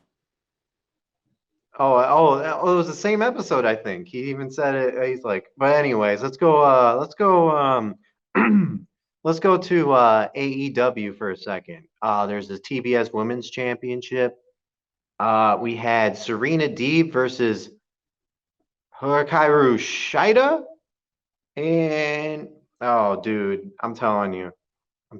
I'll send you the link if you have time. Yeah, that would be dope to see, to see that. If you have 40 minutes of your time to lose like 6 brain cells, that's a podcast for you. We gotta have to show that to Show, so that way he doesn't feel so bad when he says Justin Jangling or Bobby Lashner. Like, look, there's someone else doing it too, and he means it. See, like, you're just saying it because you're like, yo, I don't know what the fucking name is, so I'm just gonna guess. My man means it. He thinks that's her name. I love Bobby Lashner. Yeah. He was second to Chris Lee in the awards, but it was damn, man. That's crazy. But yo, dude, not for nothing, man. You doing the interviews? I reached out to a couple of. I'm not gonna lie. I didn't reach. I don't do it every day, but I reached out to a few people, and I have not got one reply back for any interviews or anything. And it's all right with me because I'm like, yo, not for nothing. I got 3 other people I do it, and when we interviewed my boy, who's Matt Awesome, I was like, it was dope, but it's not necessary for the shit that we try to do anyway. So for us, the interview, like if we had someone on, it would probably be more of them shooting the shit and talking about wrestling than it would be us talking about them. So it's like, if they want to come on, these are like I put that in the emails. Like we shoot the shit about wrestling. Like we'll ask you what it's like because I hit up the AEW for Santana Ortiz. So I put in there, was like, yo, I want to ask them what it's like to be Puerto Ricans from the Bronx coming up in the wrestling because you don't see too many. Actually, you don't see any of them in wrestling. And me being Puerto Rican from the Bronx and Show being from the Bronx and Gigi being from the Bronx, Lace from Manhattan, but us being from New York and Spanish, we want to know that take. And AEW hit me back up on some. Right now, we don't have anybody available for interviews. But individual people, they haven't hit me back up. And I was like, you know what? I'll leave the interviews for Dave and Kenny. They seem to be doing good with that, so. I don't even know what it is, to be honest, because some of them are hit or miss. I don't know.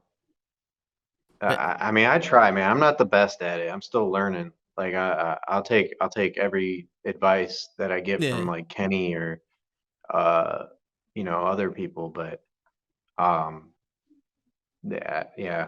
Hey man, like my boy Les Brown likes to say, you don't have to be great to get started, but you have to get started to be great. You know what I'm saying? So Ding. yeah, Yep. you know what I'm saying. So you, hey, you started, so you can only get better from there. You know? That's why I like to do the in my opinion stuff so Yeah, much, because it's like I can be myself on that, and I don't have to play up like I'm doing a broadcast. Like, hey, what's yeah, going on, guys? It's me, David. It's just like, I can do that at first, and then it's like straight shooting the shit yeah. after that.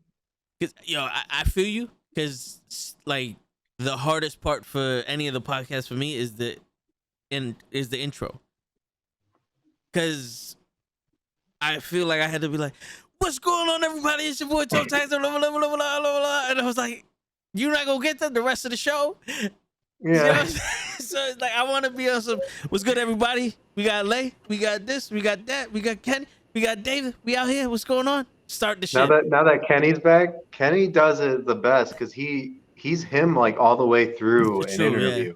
He just goes, "Hey, what's up, everybody? It's Kenny from the Call Up podcast, and with me today, I got Chelsea Green. As you know, Chelsea Green is Matt Cardona's soon-to-be wife, and here she is. We're gonna have her on. Chelsea, how's it going?" I'm And doing she all goes, right, Kenny. How's "Thanks for everything with you? having me." Yeah, I'm Yeah. excited to be here. Yeah. So And Chelsea, you know what's I the heard fucked up that shit about it is? you Is like that Uno.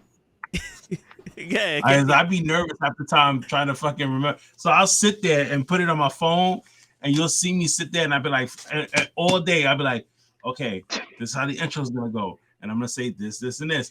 And now because I have the, when I was talking to Lay, and Lay was like, yo, why you never mentioned that you have pro wrestling tees or you have the.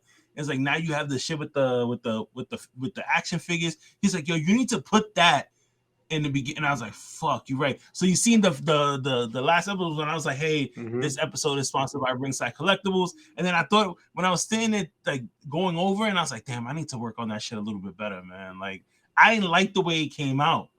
And everybody else is just like, nah, it was cool. And I was like, nah, I don't like it. I don't like it. I gotta work Yeah. on that shit again. Yeah. Yo. If you guys catch yesterday's video that we posted up, the wrestling podcast, about 2 hours and some minutes into it, Gigi starts rapping the presents, and she's like, yeah, like, yo, I'm fucking frustrated because we talk about wrestling and I'm rapping the presents and blah blah blah, and she got quiet, and I was like, and if you're looking for a Christmas present, a late Christmas present, if you go to publictees.com and you go to, down to Gigi's Instagram, page, her link, she has, Gigi for the win, shirts and blah, blah, blah. And I was like, and also, if you go to prowrestlingtees.com, the call up has shirts also, which if you go to his page, which his link is down below, you can get the call up shirts. It's perfect for the family. They come in all sizes. And I'm sitting there, I'm like, yo, you got to start plugging your shit. And Gigi's like, yo, how come there's no Knucklehead t-shirts? And yo, you see this blue thing right behind me? This blue thing right behind me? That's a printer, right? That's a $6,000 printer that me and Krills bought. And we originally, Knucklehead was an apparel company that we started. It was legit and everything. We got the business, we got the taxes, the tax ID and everything. And life smacked, like, COVID hit everybody the way life hit me and Krills the minute we started this business. And we, like, this shirt right here, this orange thing, that's a shirt. We went from vinyls to printing shit. Like,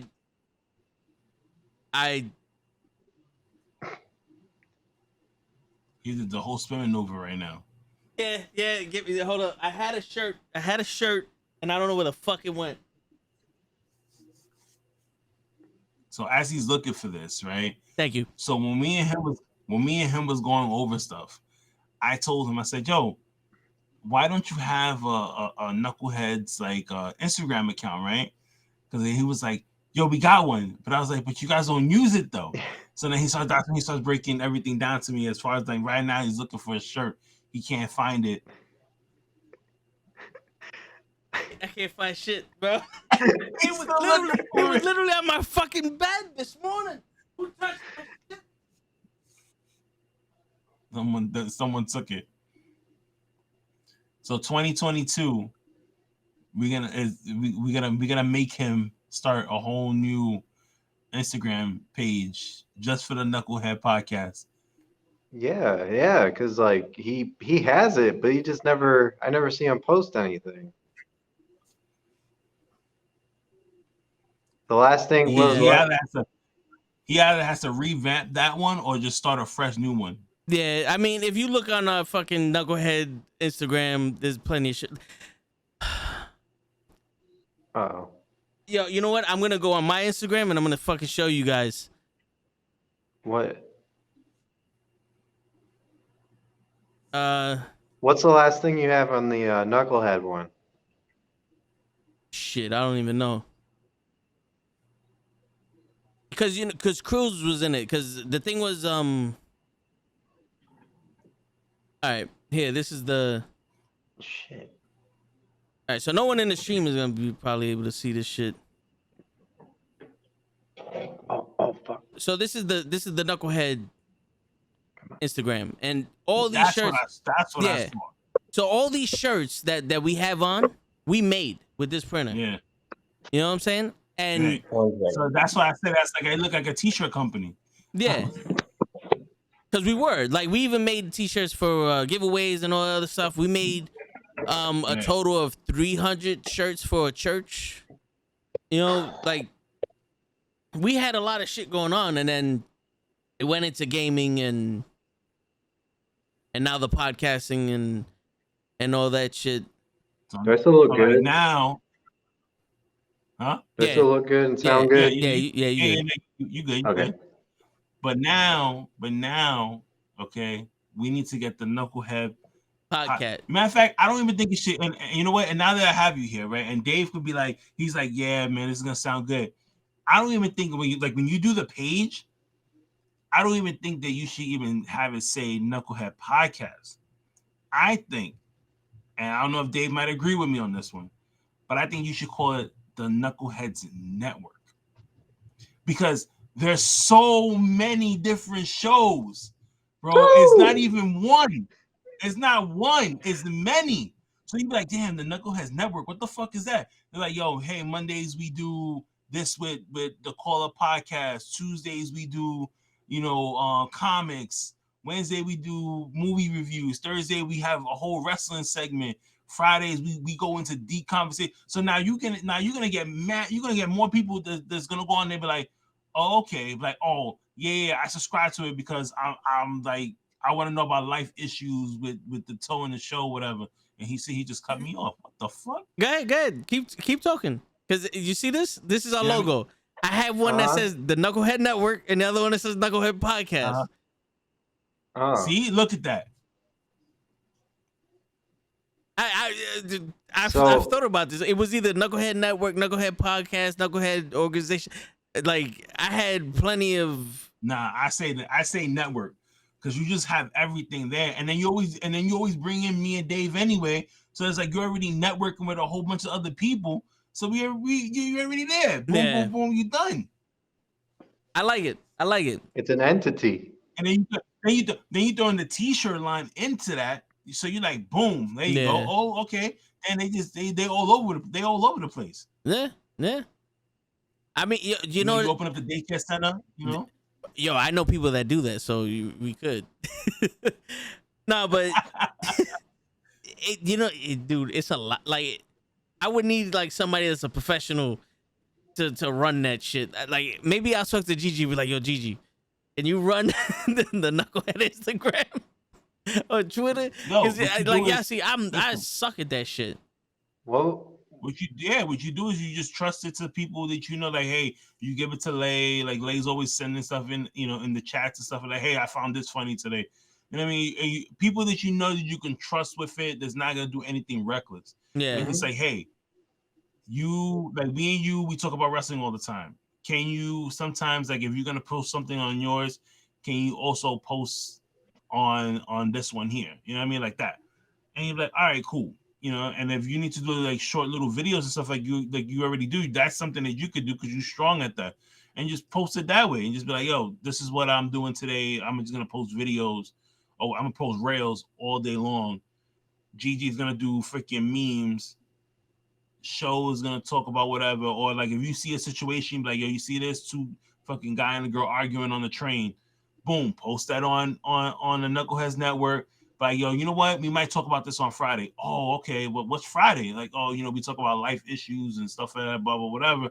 That's gonna bring in more people. Yeah. So should I change the YouTube name to the Knucklehead Network? Nah, leave that shit the way it is. I mean, I would say different. I would say probably change it. Change it? Okay. Because, I mean, you're going to tune into the Knucklehead Network, then the YouTube channel should be Knucklehead Network. And we have the podcast there. Because I was playing with names for the titles for this upcoming week. Like, since I was banned, it was like, instead of for like the Knucklehead comic book podcast, it was just Knucklehead Comics. And then we had like the movie watchers for the Knucklehead movie review, since we're watching movies now and all that shit. And like I had Knucklehead Wrestling up there. I want to get the diamond shit out. Like I was thinking about like changing the overlays again, trying to do something else. I don't have ideas like for where did the diamond come from? Show. Yeah, that's it. Show. Okay. Because you know how all the wrestlers came from Show. So Show's like, yo, what did I miss on AEW Diamond? And we was like, what? He's like, yeah, the show on Wednesday, the Diamond Show. He's like, yo, nigga, it's Dynamite. He's like, oh shit. So me and Lay was like, there you go, Knucklehead Diamond Wrestling. That's our company. That's what we're signing everybody to. So that's where the diamond came from. Literally everything made up except for the name is Show ideas. Like all the wrestlers we signed. You know what, Dave? We should interview him on his own show. Yeah. What was the biggest difference you've noticed from like streaming video games to actually sitting here having these conversations with other people? Oh, I enjoyed it more. Well, like honestly, the reason why we started doing the podcast, because me and Show would play video games and with Krills all the time. It was always three. It was always me and Krills, but when Show came on, it was me, Krills, and Show. Because at that time, Show wasn't as dedicated to it because he was working and all that other stuff. Mm-hmm. But when we were playing, people would be on Krill's stream, but they always listen to the conversation. You know what I'm saying? And it was like, it got to the point where it was one time that it was just me and Show hated Call of Duty. And at the point, I was frustrated as fuck with Call of Duty and Fortnite. Like, I wanted to fight the creators of Fortnite. Like, that's how bad I was. And we just started talking. And one girl was like, yo, you guys, like, the shit you say, like, we're listening. And we had like 15, 20 people watching us, just talking, playing video games, 1 or 2. Talking, 15. I'm like, hold up. You know, there's something here. And I actually enjoy it because I did like 2 24-hour streams. And sometimes I would just play music and tell people like, yo, back in my day, this was the song and blah, blah, blah, blah, blah. And I thought that was better than me playing video games. Because I would just get mad. People wanted to see me get mad. And I hate getting mad. Because, you know, I destroyed a mouse at work because I got mad. Like, I crushed it in my hand and smashed it on the table and flew into pieces. Because I couldn't clock in. Like, it was... I find a fly. Yeah, it was one of those things. I especially around the holiday, I get very short-tempered. But... So I tell, because at the time I saw Show every day. He worked at my building. So I was telling Show and Krills, I was like, yo, the conversations we have when Show's here, just by ourselves, people will listen to it. So me and Show was like, because Krills didn't want, you know, to talk about that stuff online because, you know, too many people. You know what I'm saying? Like, he didn't want other people saying shit or whatever the fuck. So it was me and Show. And the minute we started talking about shit and people were engaging what we were talking about, I was like, yo, this is it. You know what I'm saying? And originally the podcast was just supposed to be the Toe in the Show, like those topics about life. And he was like, yo, not a lot of people are watching this shit. And like, I don't know what to talk about. And Krills was like, nigga, every day you're talking to me about wrestling. I don't know who the fuck Roman Reigns is, but I'm about to look him up because of the way you talking about this nigga. You know what I'm saying? And he's like, yo, just talk about wrestling. I was like, nah, I don't want to be that guy that just talks about wrestling. Like, I don't want to be just known for a guy. You know what I'm saying? Like, that was it. That was it. I was like, I don't know, man. I don't want to be like one dimension. I felt like we had more to say than just about wrestling. And Show was like, yo, bro, fuck it. Let's talk about WrestleMania. And that was the most watched video at the time when we was taking it off of Twitch and putting it on YouTube. And then the shit went down when we went back to the shit. I was like, maybe there's something there. So Krills was like, yo, my boy Lay, he loves wrestling. He's into wrestling and comics and blah, blah, blah. So I was like, all right. I told Lay to get on. And the first conversation we had with Lay, I was like, yo, he's in. You know, because, you know, the same thing with Kenny and you guys, like, we mixed perfectly. You know what I'm saying? Like, I think the first sentence that me and Kenny had on our podcast, we said the same exact shit at the same exact time. And I was like, nigga, you family now. You know what I'm saying? So that's how it was with Lay. And then we was like, yo, fuck it, let's do it. And then we got Gigi, same thing. And I was like, all right, now we got, all right, fuck it. Wrestling is our thing. Wrestling is our niche, at least my niche, because, you know, I know all about it. And good. So you did Toe in the Show. That was the first one that you guys started with. The concept of Toe in the Show. It wasn't called the Toe in the Show. Yeah. Well, all right. Yeah. And then once you guys started doing that, then you went to wrestling. Yeah. And the Diamond Wrestling was born and stuff like that. Yeah. And then, but what made you guys start doing like the movie one and then doing the comics the next day? And then I suckered you into doing Mondays. So basically you are on Monday through Friday like a normal job, like a normal 9 to 5, but you work late at night, of doing these things from Monday through Friday. Saturdays and Sundays you have like the day off, unless Dave is gonna, you know, cohort you to do something on a Saturday morning. Yeah. To do coffee talk or some shit like that. You know what I mean? Which, he's smiling because he's thinking about it. He's like, yeah, that sounds like a really good idea. Saturday morning cartoons. Him up early in the morning. You know, to do Saturday in the morning cartoons and shit on a Saturday. You know. Whatever. Yeah, so you know, in all honesty, you know what it was? I'm the type of person like, I can't see people outside of shit. Like, Krills has been the original Knucklehead. Like, me and Krills started the Knuckleheads, and then Show came in, you know, slightly after. And I see Krills out there, I'm like, all right, you don't want to talk about this stuff. You don't know about wrestling at all, so you don't want to be in the wrestling shit. And I'm like, I can't have you sit on the bench. What are you into? He's like, movies. Fuck it, we'll talk about movies. So I said, all right. Layla knows about movies. I told my brother, I was like, yo, you want to do a podcast about movies? He's like, all right, fuck it. Like, he's like, I might not be there all the time, but I'll jump in from here and there. I was like, all right, cool. Let's start something with the movies. And then I was like, well, all right, my brother, my brother knows a lot about comics. Lay knows a lot about comics. And Cabs hit up Lay and was like, yo, if you guys ever do a comic podcast, I'm in. I said, so fuck it. You know, if a way to get my brother on this shit. And Krills, I was like, let's do a comic one so my brother could be in it. And let's do a movie one so Krills could be a part of it. You know what I'm saying? Because I didn't want it to just like have them be in the background or whatever. It's like I want involvement from everybody. So that's what, you know, started the comic books and the movie shit. And then Show hits me up on the side and he's like, he loves doing all the like the comics, the movies, and the wrestling. But he's like, you know, we're gold when it's just me and you. So it's like, fuck it, then let's do the Toe in the Show, baby. Because that's what we called ourselves when we was playing the video games. Like, yo, it's the Toe in the Show. So let's do the Toe in the Show. That's where that shit came in from on Fridays. So it was literally me trying to pull people in to be comfortable enough to do what the show they wanted to do.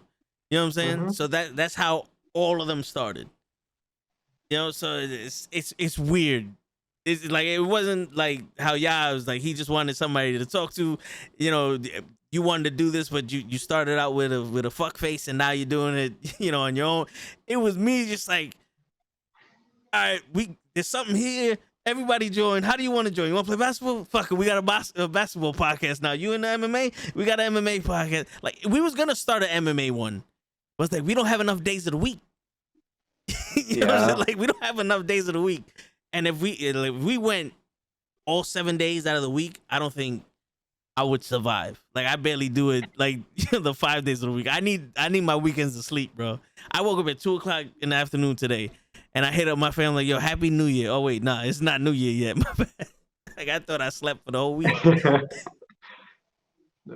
What would be like for either of you guys? I know Kenny's not here, but like, what would be the plan if on Mondays if one of you two can't make it?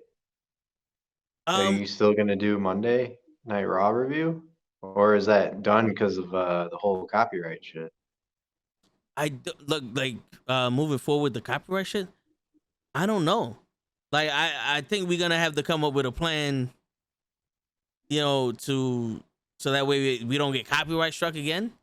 But if it's one of those where we can't do it, then maybe we might just, you know, fucking do a Raw review, you know, afterwards and just record it and then post it up there, or do a live one for like a half hour or something like that. You know what I'm saying? But the problem is right after Raw's over, Kenny goes to work. You know what I'm saying? So, I mean, if we have to ditch the Raw watch along on Mondays, maybe we can, like they do the same shit every week, so we could probably get away with recording something during Raw and just being like, oh look, they did this, and no one would notice that the match we're talking about didn't happen this week, because they were like, hold on, wait, no, yeah, Becky Lynch did fight Sasha Banks this week, even though they were on different shows. I'm pretty sure they did. I'm not bugging. These guys are right. It did suck. You know what I'm saying? Because no one pays attention any fucking more.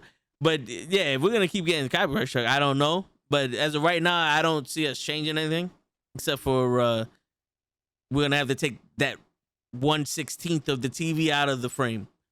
You guys can't you guys can't watch it mute, because if you did, you wouldn't be able to hear the promos or know what the fuck's going on, because this is gonna be like this is gonna be the whole stream. What the fuck are they talking about? Yeah, Kenny, you know what's going on? It's like the whole time. That's how we watched The Matrix. We was like, that's why, I recorded us watching the entire movie. I cut that part out and just went straight to the review, because we was like, I saw that. what the fuck is this? Yeah, we was all quiet and shit, like, what? Nah. What the fuck he say? Like, yo, literally, I was like, nah, we can't, like, people are gonna watch this thinking that we're stupid. I was like, nah, let's just do the review. And then I watched that one, and it was funny because it went straight from, this movie sucked, I didn't like it, there's too much talking, right to show. Yeah. And have you seen the Matrix movie yet? No, I don't think I want to. Yo, I mean, if you're a fan of the original Matrix, there's no point for this movie. Like, if you've never seen the Matrix, maybe you'd be like, oh, that's a dope idea. But nah, I felt like they were mocking us a little bit. I'm not deep into the lore of it, but I have seen the first movie. Yeah. And I like it. And so I thought maybe, oh, this is really cool. They're making a 4. Yeah. And I'm like, you guys, they're probably gonna like it. And then, like, not even 2 minutes in, you guys saying how much you fucking hate it. So, and then Lay saying he wouldn't recommend it to anybody. Yeah. I wouldn't recommend this to my worst enemy. I'm like, oh fuck, all right, guess I'm not seeing it. Yeah, I mean, come on. I want to hop in there so bad and be like, come on, guys, there's worse movies out there than this. It can't be that bad.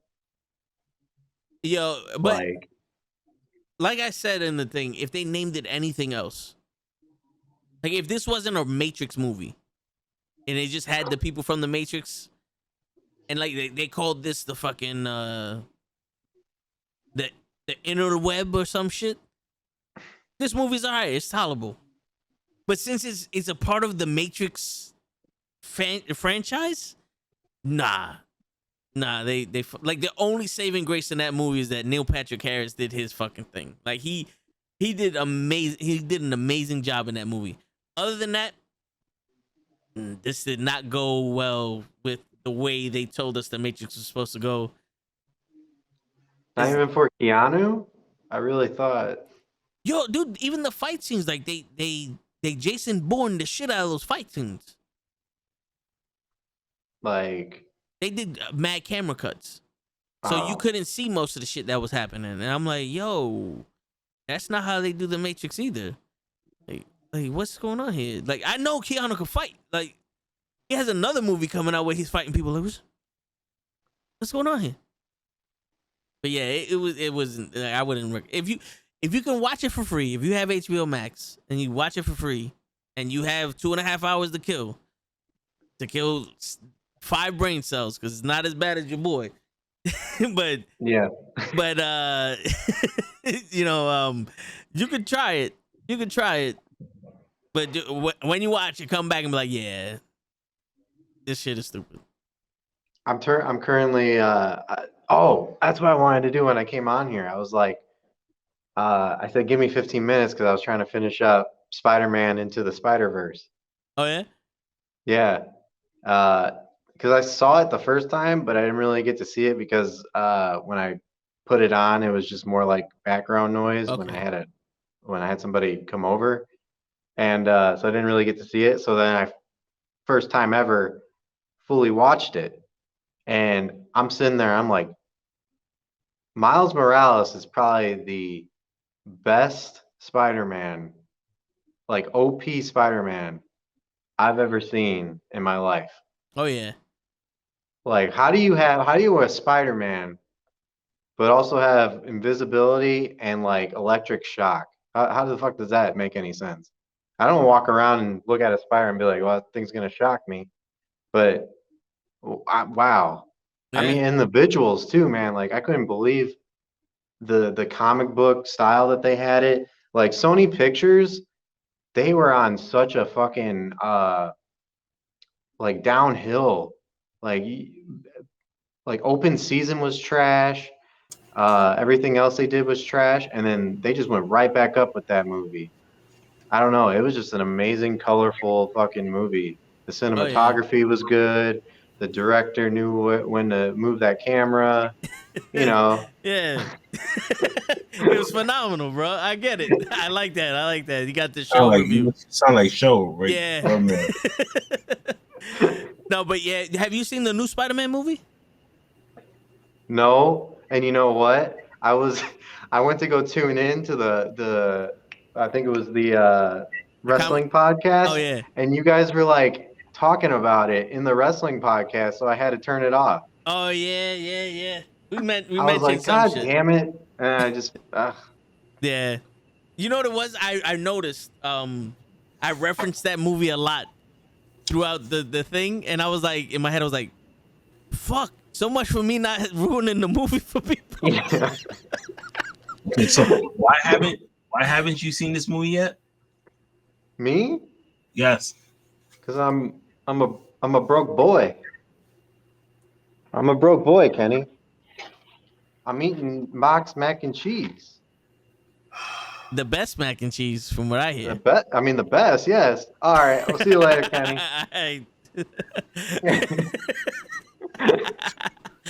If I could mute you, I'll be like, boop. No, you know. Hey, I'm about to freaking buy you a movie ticket so you can go and see this. I would love for you to do that because I don't have. What is the nearest movie theater to you? You gotta text it to me. Oh shit! Matter of fact, send it to me, and I will, and that will be my Christmas present to you. Is for you to. What are you doing tomorrow? Well, nothing. Saturday, right now, later. Christmas Day. Christmas Day. What are you doing Christmas Day? Nothing. Nothing. Right? You about to go to the movies? Just send me the address thing, and I'm a freaking fandango that shit. Kenny's hooking me up, man. Yeah, Kenny's the man, bro. Everybody has to go see Spider-Man. Yeah, this is true. Yeah. Is it that good? Yeah, no, it is. All right, Like, real quick, Are you have about you to ask me seen? if I've seen it? No. Have you seen any of the other Spider-Mans and the other Marvel movies? Are you up to date with them? Man, yeah. Okay, yeah, then yeah, it's that good. Okay. Okay. Okay, wait. Can you spoil if Andrew Garfield is in it? No, I no, cannot don't say spoil. anything. I can't tell you anything about the movie, bro. Who is that? Oh, I don't. Yeah, I don't know who you're talking about, but I don't know if he's in it or not. I can't tell you. Just know that when you go watch it tomorrow, when you finish, you tell Kenny how much you liked it, and then hit me up. Hit him up first, You know, and I'm then gonna you tell hit me up. You gotta do the same thing somebody else told. Somebody was like, "Yo, man, I don't care about spoilers. Just tell me, like, who's in the movie." And he says, "Listen, I don't want to tell you this, but Spider-Man is in the movie." He's like, he goes, "You fucking bastard! Of course he's in the movie, nigga. It's his movie." He goes, he's like, "Why wouldn't he be in the movie?" I said, "I don't know, man, but hey, man, you never know. Like, but I just want to let you know that he's in the movie." Word. You said you wanted to know a little bit about it. Like, yo, Spider-Man is in it. Yeah. Yo, Krill's put on his story that Spider-Man dies. And one of our boys called him up like 5 minutes after. Was like, "Motherfucker, why you ruining the movie for me?" He goes, "What? What are you talking about?" He goes, "Yeah, how the fuck does he die?" And he goes, "Nigga, I don't know. I didn't watch the movie. I just did that shit to piss you off." And yo, he had so many messages like, "Yo, why did you ruin this shit? Like, motherfucker, I didn't see it yet." And he's like, "Nigga, I didn't see it neither." Yo, I saw that. I saw that in his Instagram stories, and I sent the laughing emoji, and he was just like, "You're the only person to laugh." Yeah, bro. People took that shit personal, and not for nothing. If show would have kept going about it, when I don't know who said they watched it and he kept asking questions on the Christmas feast, I was really about to kick him off of that fucking ninja, bro. I was really about to kick him off and like, yo, just wait a half hour. It was me because I just came back from watching it. Yeah. He was like, yo, he said, man, how was the movie? And I said, yo, I laughed, I cried, yep, I laughed some more, and you was just like, yo, shut the fuck up. Yo, for real, son. Like I heard the bass in his voice day when he said, "Joe, yo, shut the fuck up, yo." Like I don't want to hear that you cried, yo. Like I don't even want to know what seat you sat in. Like, yo, dude. Like, honestly, when we first got to the movie theater, they played the fucking trailer of Spider-Man in the like for a commercial. For another, it was TikTok. Like, yeah, and I was like, "Are you fucking kidding?" Like mad loud. I was like, "You kidding me?" I covered my ears, covered my eyes, like, blah, blah, blah, blah, blah, blah, blah, blah. I didn't even want to see a fucking TikTok commercial with this nigga in it. And I'm like, yo, bro, what the I can't even go to the movies without getting spoiled of the movie I'm watching. Like, yeah, man. Because I was hiding from all the commercials and all the other shit. I hid from the commercial from The Matrix. And I was like, I wish I would have hid from the movie. But yeah, it was... I went out of my way to go look for the trailer and was surprised to see... Now, this is not... I guess I spoiled myself. Doc Ock is in it. I cannot confirm or deny if he's in there or not. I can confirm because he's in the trailer. That might be a fake trailer. I don't know which one you saw. Maybe the one from Europe. But I cannot confirm or deny. Probably because I used to live in Germany. Is that why? Yeah, it could be. Yeah, you got the VPN. I was wondering why he was like, "Hello, Peter." I was like, "Oh, okay." Yeah. The German version. Yeah. He was like, "Oh, you're crucial."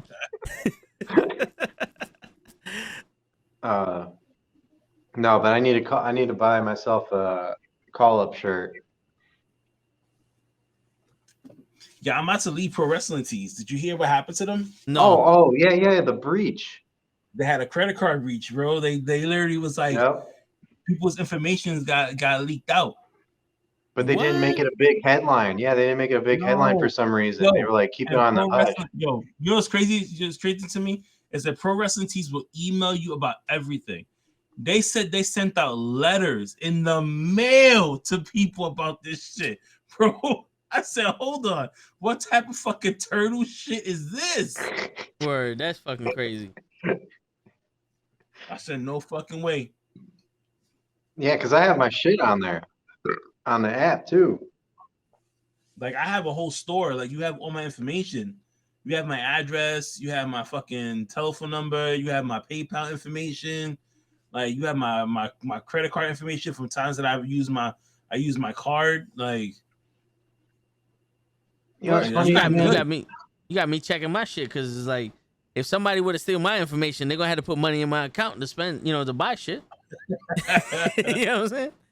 And what was it? It was just the PWT website. It wasn't the all AEW one. I don't think so. I think it was just PWT. Because they're like affiliated with each other. Yeah. So what does that mean? I can't buy a call up T-shirt now. I mean, you can. You could buy one. It's just for me, I just don't feel safe buying stuff. Yeah, because like I want there's stuff on there that I want to buy, like that new Miro shirt that they have with is like the Street Fighter AEW mashup. Like I want to buy that because the guy who designed it is like I know him personally, and he's just like he can't physically get the shirt because it's being done in a warehouse. So he's like, you have to get it from them because they have the license now to print these shirts. So I'm like, fuck, like I don't want to give them my information. Like I just want to just cancel all my shit completely, to be honest with you. Just be like, yo, go someplace else. Cause like I just don't trust having somebody else. Like you guys order something and then got information. Because when I heard about that, the first thing I thought about was about Toe and Gigi and freaking buying stuff on Black Friday. And I was like, it happened around Black Friday when all that happened. I was like, oh my God, all the information probably got leaked because they're gonna be like, what the hell is this? I'm like, oh. No, but I wouldn't have blamed you though. That's not your fault. Besides, like I said, man, what they're gonna do? Chase is gonna when I first got Chase would call me up and be like, yo, somebody's trying to buy gas 3 blocks away from your house. Is that you? And I'll be like, yeah, can you unfreeze my card now? Like every time I try to buy something, they would like put a freeze on it to the point where I was like, yo, I gotta go to TD because I can't purchase shit. Yo, that happened to me. I was on a date with before I got married. I was on a date with this girl, and I went to go pay for something, and they was like, "Yo, your card is declined," and I was like, "What do you mean my card is declined?" I'm like, I got money on my card, and I had just gotten paid, so I was like, I just got paid, like, so I know I got money in there, and it was like, nah, it just keeps saying decline. Yo, you know how embarrassed I was, and the girls looking at me, I was like, it's okay. And I was like, no, it's not okay because, like, where the fuck is my money? Yeah. Like, to the point where I went into the this is before like they had the apps and shit like that for the phone. I went to the bank. I was like, yo, let me go to the bank and take out money. So we walked to the bank and I couldn't even take money out of the bank. Oh wow, that's fucking crazy. They froze me completely. Like if I was money laundering or something, and they just said, fuck it, we gotta freeze all your assets. But I showed that I had money in my account. I was like, bitch, I got money. They just fucking with a player. Shit. Yeah, exactly. Damn, son. Like that never happened to me, but I have gone out without like not having any money on me. But the chick was like, yo, don't worry, I got you. Cause I told her straight out. I was like, she's like, yo, you want to go do something? I was like, nah. Like, why not? I was like, I got no money. Like, I did. Like, I got no money whatsoever. I'm not gonna do this. And she was like, I'll pay for you. I was like, nah, I'm good. I'm not that type of nigga. She's like, nah, nigga, yo, come pick me up. I was like, all right, fuck it. And we went to the beach. I was like, good. My wife was like that when we was dating. She'd be like, oh, let's go out someplace. I'm like, listen, I ain't got no cash right now. I'm broke. Like I live on my own. My job is not really paying too well. And she was like, okay. She's like, but I still want to go out. I was like, all right, but then you're gonna be going out by yourself, or you gonna go out with somebody else? And she was like, no. She's like, you're not getting what I'm telling you. We're going to go out. Meet me at this time in the city. Like, oh, okay, cool. And then we will go out. I was like, yeah, I don't know how you marry me, because shit, I used to be broke all the time. Yo, for So I'm real, still son. broke now. I hear you. I hear you. I'm fucking. Surprised I got. I said, listen, I'm surprised that I got money. Like, like shit. Yeah. Like I was telling my my cousins when I first started work. I used to work for Toyota out of high school. Mhm. It was an intern turned into like a loop tech, and that first year that I was there, I saved like $10,000, and then She better than me. all that money went to bills. Like, it was like, yo, I need this or that, blah blah blah. And the only thing I got out of it was a $600 cell phone. You remember the PDAs where they were computers and they had Yeah. the keyboards and all that other shit? Mhm. I bought that, and then nothing else after that. And then I tried to save up money, and it was like, oh, you got money?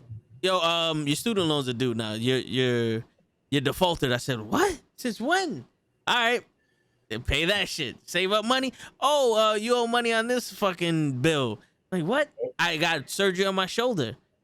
I wound up paying almost $3,000 for the fucking rehab and the anesthesia, the shit that my insurance didn't cover. And I'm like, yo, I'm paying more, like the higher rate of insurance. Why isn't this covering it? Like, how does the lower rate cover more than the higher rate? And it was a whole thing.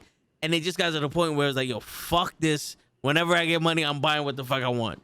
Because every time I try to save it, somebody figures it out and like, yo, magic. Here goes some new bill you gotta pay. So Like right now, we're trying to buy a house. yeah. Right? And I'm so nervous to, like, every time we continue saving money, like I just go and I say to myself, like, eventually all this cash that we have in our savings account that I look at every single day is gonna be gone. Like, I'm not gonna see this money anymore because it's gonna go towards the house. And then I'm so afraid because one of my best friends, him and his wife have a house out in Long Island, right? And they really want us to move out there, type of thing. So I say, yeah, like the school system is awesome out there. So he goes and tells me one day, he's like, yo, we gotta fix the piping in the driveway. I was like, what happened? He goes, so the ship burst and fucked up the backyard, but he said I have to fix it right away because it's going into the street. So now if the pipe bursts even more and it hits the street and something cracks, we got to pay the city money because we damaged property of the city. I said, what? That shit came out to $5,000. Oh yeah.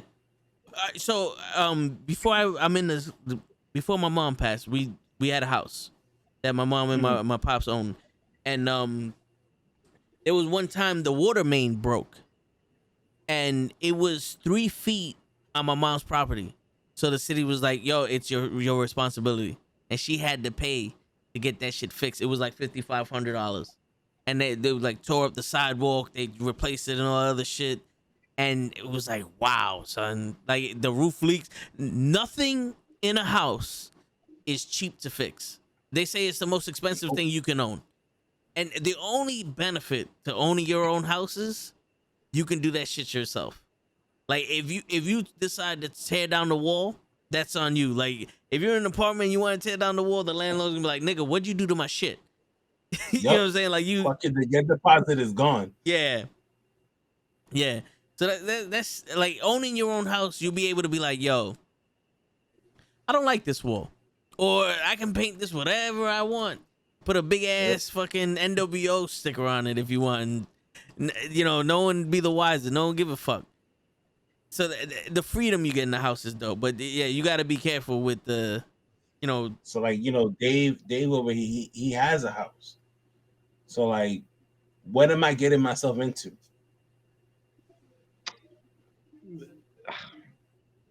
A lot of disappointment. I have a kitchen that I've been working on for a full year now. I took the cabinets off to paint it white, and I don't know what I did with the hinges. So now I got cabinet, a whole cabinet with no doors, but it's painted white. Like I wanted it, Shit. and Yo, an unfinished floor because I don't have an extra $200 to put it all together. So, what you got looking forward to is debt. Um, yeah, that's pretty much it. you're making me sound. You're making this dream of owning a home sound like a fucking nightmare at this point. Where I'm just like, yo, Listen, I don't want this no more. I don't want this. Like my first goal was to get an apartment, Mm-hmm. and my dad was like, "No, you got to get a house. No, you got to get a house. Equity, you build up your credit, all that, Right. all that good shit." But I was just like, okay, I got my house. Man, I loved it at first, and then I started doing shit to it, and now I hate it. I hate my fucking house. I ripped up all the carpet, and it turns out that you need to pay people to finish the floor. So yeah, I'm just waiting on that. But you got a good system though, because you got and it's not just you. You got you and your wife. Your kids will help with stuff, I'm sure. It's just me and my Yeah, dog. And my dog ain't gonna. Okay, well, my dog ain't gonna go pick up a hammer and help me nail some stuff into the wall. So it's just me. And by the time I'm done with school, by the time I'm done with work, by the time I'm done with doing this podcast stuff, I'm fucking tired, dude. Like I don't even feel like doing dishes sometimes. So I'm just oh, like, trust me. Listen, there's times where like I'll pick up the kids from school and I'm so tired from doing everything else that my son will be like, Dad, I gotta do my homework. Just do it later. Okay, Dad, I gotta do this. Just go play Fortnite. I will do it later. Later comes like it's 7 o'clock, and I'm like, fuck, man. I'm like, yeah, go get your homework before your mother comes home. Shit, man. Yo, I know that feeling though, but like I said, I'm so nervous about freaking doing this whole move situation. yo, you have to get the house that you buy inspected. And Yes. hopefully you got a good guy that can really inspect it. Because like I've been watching a lot of these like home renovation shits. Because I was in the process of buying a house also. I was trying to get the loan. I had the money and all that for the down payment and shit. And then the dude was like, "Well, you need this money for the closing and this and that for this, and you could the taxes can't be more than $4,000 and blah blah blah blah. The debt to ratio, the debt to income ratio can't be this and blah blah blah." And I'm sitting there, I'm like, all right, I talked to the realtor. I told her what he told me, and she's like, that's impossible. Like nowhere in New York State is the taxes less than $4,000. Like minimum is like 8. So you fucked up there. I'm like, all right. Then they just threw a whole bunch of numbers at me, and I was like, next year. We'll worry about that shit next year. I'm not. Yeah, I'll fix my credit, and then we'll worry about the next year. But so I was in the thing of watching all these home renovation shows, and the one thing that you got to worry about is like the old wiring and the fucking zone and shit, and Mm-hmm. you're gonna tear down the ceiling and find a fucking midget living in your roof. Like, what the fuck is this? And he's squatting now. He got rights, and you can't kick him out. You know? I got this problem with my basement. Every time it rains, it leaks. Oh shit. Is So I it the got that. windows? No, it Is leaks it through the walls. Did you check to see if there's any cracks? They patched it up, but they didn't do a good job. Mm. That's probably what it is. It needs to be corked. They probably Yep. use cheap one. What they probably did was use something cheap. Whoever did it in the beginning used something cheap, and they didn't use the waterproofing one. That's what they did because it looks like they put a shit ton of shit on there and then painted Yeah, it and then was like, yeah, we're selling this. Yeah. you need that quick seal. The what? Quick seal. They Quick sell it at seal? Like yeah. putty? They sell it at Walmart. You never seen the Oh, I guy have in the to. boat And he Oh no, cuts that shit don't work. That shit The don't fuck? work. You serious? Yeah, that shit don't Are you work. talking about Look at Flex that shit. Seal? You're talking Yes. about Flex Seal. Yeah, the flex. Yes. Yo, you know what's funny? The You apartment said I that had. shit doesn't work? Hold up. Yo, it didn't work for me. The apartment we had before, we had like an awning because we lived in the You know how basement, to. and every time it You know how to rained, use it. yo, every time it rained, it would leak by the door. I bought the spray, sprayed it. I bought the tape, taped it. I did all the other shit. That's Flex Tape, baby. That's keeping that together. Yo, my shit didn't look like that. Oh. My shit was white. I don't know. I'm just saying. I think it works. It didn't work when I used it. The spray, the tape, the glue, and none of that worked when I used it. But remember, I'm from New York. They don't give us the real shit. Oh shit. I'm like close up on Kenny's face right now. Hey. How do I get out of here? Get me out of here. You don't Now like I'm close Kenny's up on face? your face. Hey, you don't like Kenny's face, bro? All right, there we go. No, but Kenny and so you guys will be great homeowners. I'm not. So don't take any advice from me. Nah, But man, then, you just you know what? I have to. You think about this. I have to thank my wife for this though, because like we're saving money for the house, and then she's like, we need to open up another account to put money away on that, and two, in case something happens, like the first 6 months that we're there. She's like, because it'll be our luck that everything goes great, and then like 6 months down the line, it just something bad happens. It's like, oh, come on, don't say that to me, please. Like it's No. so paranoid. but you do need that emergency money though. Yeah, Mhm. that's why I freaking work like crazy now, and my kids get upset. My mom and my sister too. They like every time we talk to you, you're either at work or going to work. Yeah. My sister called me tonight. She was like, "What are you doing?" I was like, I'm going to work. She was just like, on Christmas? Really? She's like, what is there to do? I was like, right now in the building, absolutely nothing. Because the department that I'm in, I work for the mayor's office. Yeah. Right. So a lot of the times, like I'm just in one particular building in an area to do overtime. And that's what I'm doing now. So it's like nothing to do. This building is completely closed, but it just in case something happens, I am here. But then I'm in regular clothes. So it's like, You ready for action?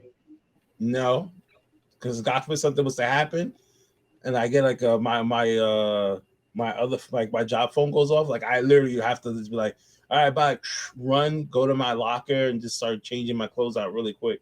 I was gonna say I thought you were gonna like kick some ass in a son of a nutcracker shirt there for a second. That's his superhero costume. Yeah, I only did that one time, and I almost got in trouble because I was sitting. I was sitting someplace else in another building, and I heard like a loud bang, right? And I jumped up. I was like, "What the fuck is that?" And I looked out the window, and two cars collided into each other. Mhm. That's So I good. ran out. And I went to go find out what was going on to make sure everybody was okay. So the person sitting there's like, we haven't called 911 yet. So I showed like my shield and my ID and stuff like that. And I called over the phone, and you got to give me information. And then I stood there the whole entire time. Who walks by? One of my supervisors looks at me and goes, "Why aren't you in uniform?" Yeah. So I had to make up something. I was just like, well, I was getting dressed when I heard a loud bang, and I ran out. Shit. That's funny. My man doesn't give a fuck what happened, what's in the street. There been a dead body. How come you're not in uniform? Yeah. What? Yeah, he's a dick. Yeah, most of them are, man. Most of them fucking are. I got in trouble for the same thing. It's because I wore a sweater to a dealership, but I had like my vest on, and um they got mad at me because they're like, yeah, no, next time full ensemble. We want you to put the polo on with the shield on, and the vest that we gave you, and you got to have your shield on, and you got to carry a fuck. It's like, oh my god. Yo. And literally nobody else on the job that I'm at does that. Yeah. They wear street clothes. Yeah. Yeah, I got in trouble once because I was running late and I changed my clothes, and you have to do this is what I was first on the job, and you have these things called roll calls. So roll call is they tell you what happened the night before, if there's any any crimes that are occurring, they let you know beforehand so you can look out for it. If any detectives have any issues, blah blah whatever, right? Right. So I'm standing there, and I didn't realize that my undershirt was wrong, right? So I had this one guy, this one lieutenant that would he won't say nothing to you, but he'll say certain stuff that'll make people in the room look around and look at themselves and like, yo, is it me? So mind you, in my mind, I'm thinking okay, I didn't do anything wrong. I'm straight. And it was yeah, and he goes and says, guys, let me ask you a question. What color is your undershirt supposed to be? Right? So my ass, because I know what it is, I'm like, it's supposed to be navy blue. It's either black or navy blue. Unless you're a lieutenant, then you can wear white because it goes with your white shirt. So you go white on white. He goes, yes, you're absolutely correct. I go, all right. And I got a smile on my face, yeah, I know it, like a fucking dickhead, right? And he goes, so let me ask you a question. And mind you, I'm still new, right? He goes, what made you think that you could wear a red shirt and nobody would know that you have a red shirt? I was like, I ain't got no red shirt on. He goes, look down. I had a red t-shirt on. And I had my uniform on, everything, vest, fire on, boom, and the whole nine, hat. And then and I'm like, yo, my face, I felt so embarrassed. And he just looked at me and he was just like, he's like, do me a favor, before you go outside, change your shirt. So now I gotta go back inside of a locker room with other people that's in there that's going home, and they just looking at me like, fucking rookie. Damn, son. Oh man. Fucking rookie. I can that. imagine how embarrassed that would have been right after you was like, yeah, that's right. I know my fucking color shirts, nigga. Yeah. I know this shit, nigga. You guys look stupid right now. Yeah. I know my shit. Yeah, you stupid motherfucker. I know this shit. Yeah, you okay, fucking idiot. dickhead. You're the one with the red shirt, moron. If it was an anime, you would have seen that big ass water fucking bubble come out your face. Yep. Damn, there was only one time that somebody I had a supervisor pissed me off to the point where I was just like, yo, fuck this shit. I don't need this shit. I fucking quit. Right? And they just looked at me and I was like, yo, I'm not coming back. I literally took my uniform off and went inside the thing, and they had to stop me. They was just like, yeah, relax. What happened? I said, no. And then it's crazy. And it was the same year my dad had passed. Right. Yeah, so I was already through mad emotions, and he just came at me the wrong way. He said something that pissed me off, but it wasn't well, think about it, and me and him, we laugh about it or whatever, because I told him, I said, not for nothing, I said, it wasn't what you said, it's not how you came out, because people yell at me all the time, I don't give a shit, but it was he said something that reminded me of my dad, and I flipped, and I was just like, yo, the fuck you talking to? That's exactly what came out of my mouth. Yeah. And they've never heard me talk like that before. So they was like, what the hell is this? They was like, yo, you need to go to anger management. I was like, yo, fuck your anger management, yo. You can suck my dick. I'm out of here. Damn, son. I know. Go ahead, Dave. All right. No, I went to go, I had a question about a case that I got, and I went to go talk to one of my supervisors one time, and I was like, hey, can I ask you a question? And he goes, no, and he keeps walking. That was it. I never got an answer to that question.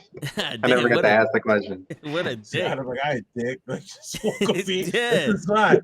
I still don't get why I'm a supervisor. I don't know how I got promoted, Put my foot in my mouth. He just goes, no. I'm standing there with a piece of paper, like, oh, okay. Like, Merry fuck Christmas, you Merry too. Christmas, sir. Damn, son.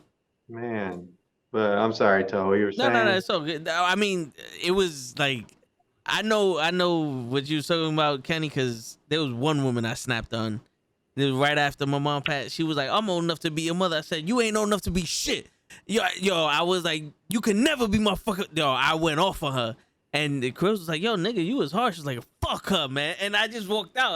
I never apologized to her for saying that, but I just went off. And I was like, I don't know. I don't think I ever saw her after that. But still to this day, I was like, I don't give a shit. You should have known better. Disappeared. Yeah. But I was like, you should have known better. Fuck this guy. I'm never gonna see him again. Yeah, but I know what you're talking about. You just blow up. And it's normal. You just gotta, do the what is it? The 10-second breathing. No, Yeah. fuck. The name it's like something Besides control. It's what is it? Fuck. Damage control. There you go. You just gotta do the damage control afterwards.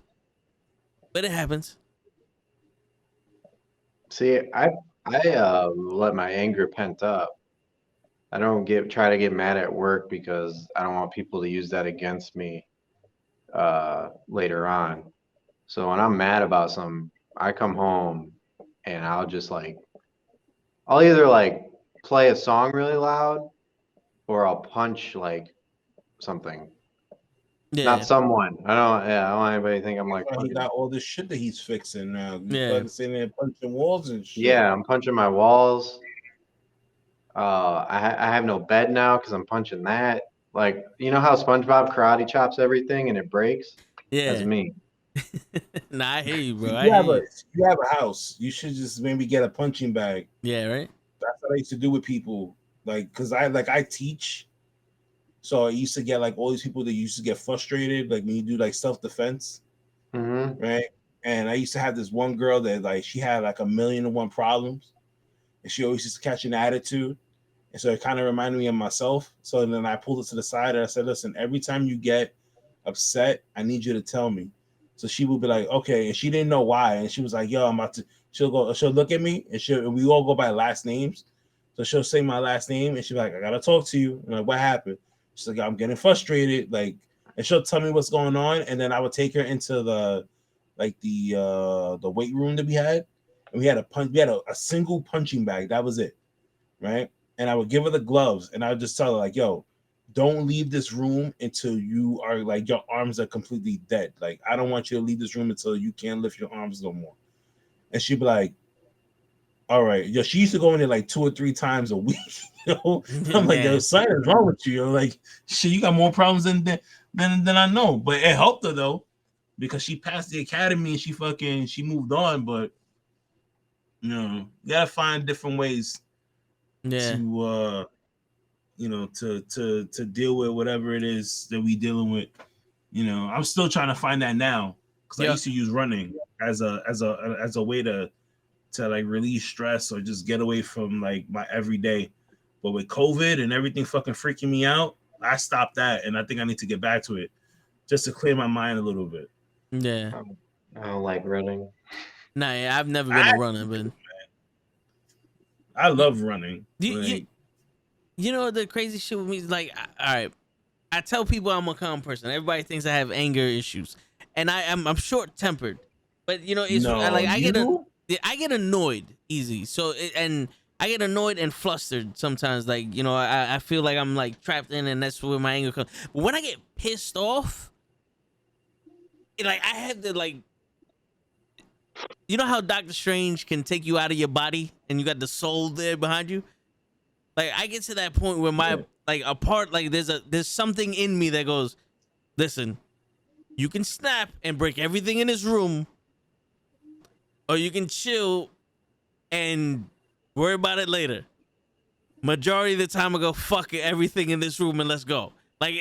Last week, somebody called me up asking me for something and I told them no. And the way they responded to that made me feel fuck you. You're just going to do what I say anyway. So I threw everything in the room, smashing the fucking shit that they asked for. And my supervisor comes out of her office and she's like, "What's going on? What's going on? I could call somebody. You want me to call somebody?" I was like, "No." I was like, as calm as possible. I said, "You don't need to call anybody. I'm gonna go handle this shit myself." And I'm like, boom, bow, boom, boom, boom, motherfucker.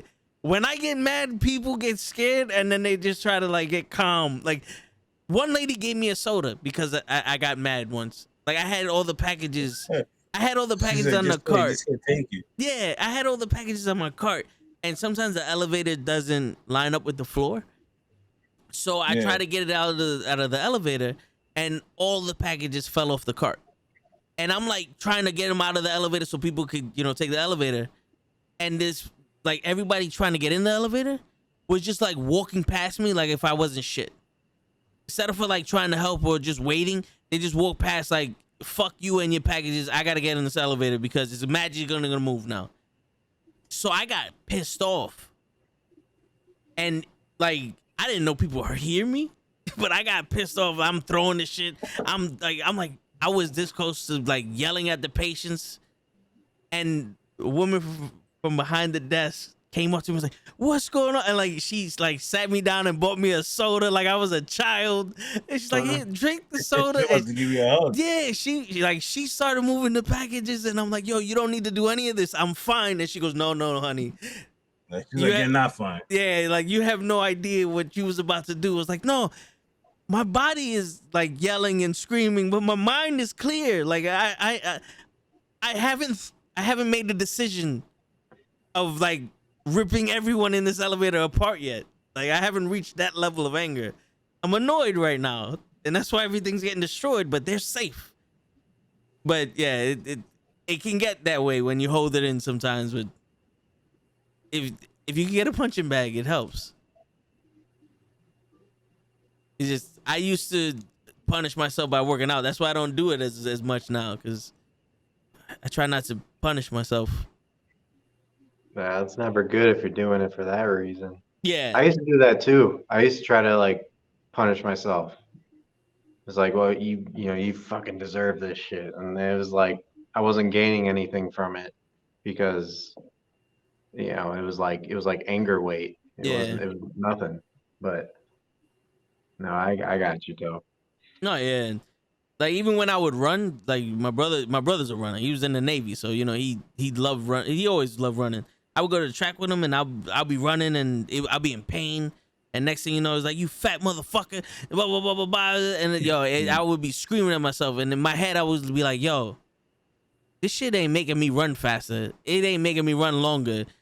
It's literally pissing me." Like in my head, I was like, "I don't think of myself this way. Like, why am I just making shit up?" You know what I'm saying? Like, and then like I'm in the gym, and you can ask Krills, like, we're having fun, but when I'm lifting up this weight, I'm like, "Oh, all right, nigga, you want to be sad because of this? You want to be this because of that? It's like, all right, I'm gonna give you a reason to be sad, and now I got a fucking 295 pounds on my chest because I can't lift the shit no more, and it's rolling in my neck." And Krills is like, "Yo, bro, I can't help you. Like, I'm burnt out." Like, and I was like, "Just let it be. Let it be. I'll be here 15 minutes." And there was a couple of times we had to get other people to help me get the shit off my chest. I was like, yeah, I don't find it fun anymore. It was a, you know what I'm saying? It just it went into a punishment. It's like, I'm like Edge. You know how Edge got to go into that deep part darkness of his mind to go fight Randy Orton? That's me with lifting weights right now.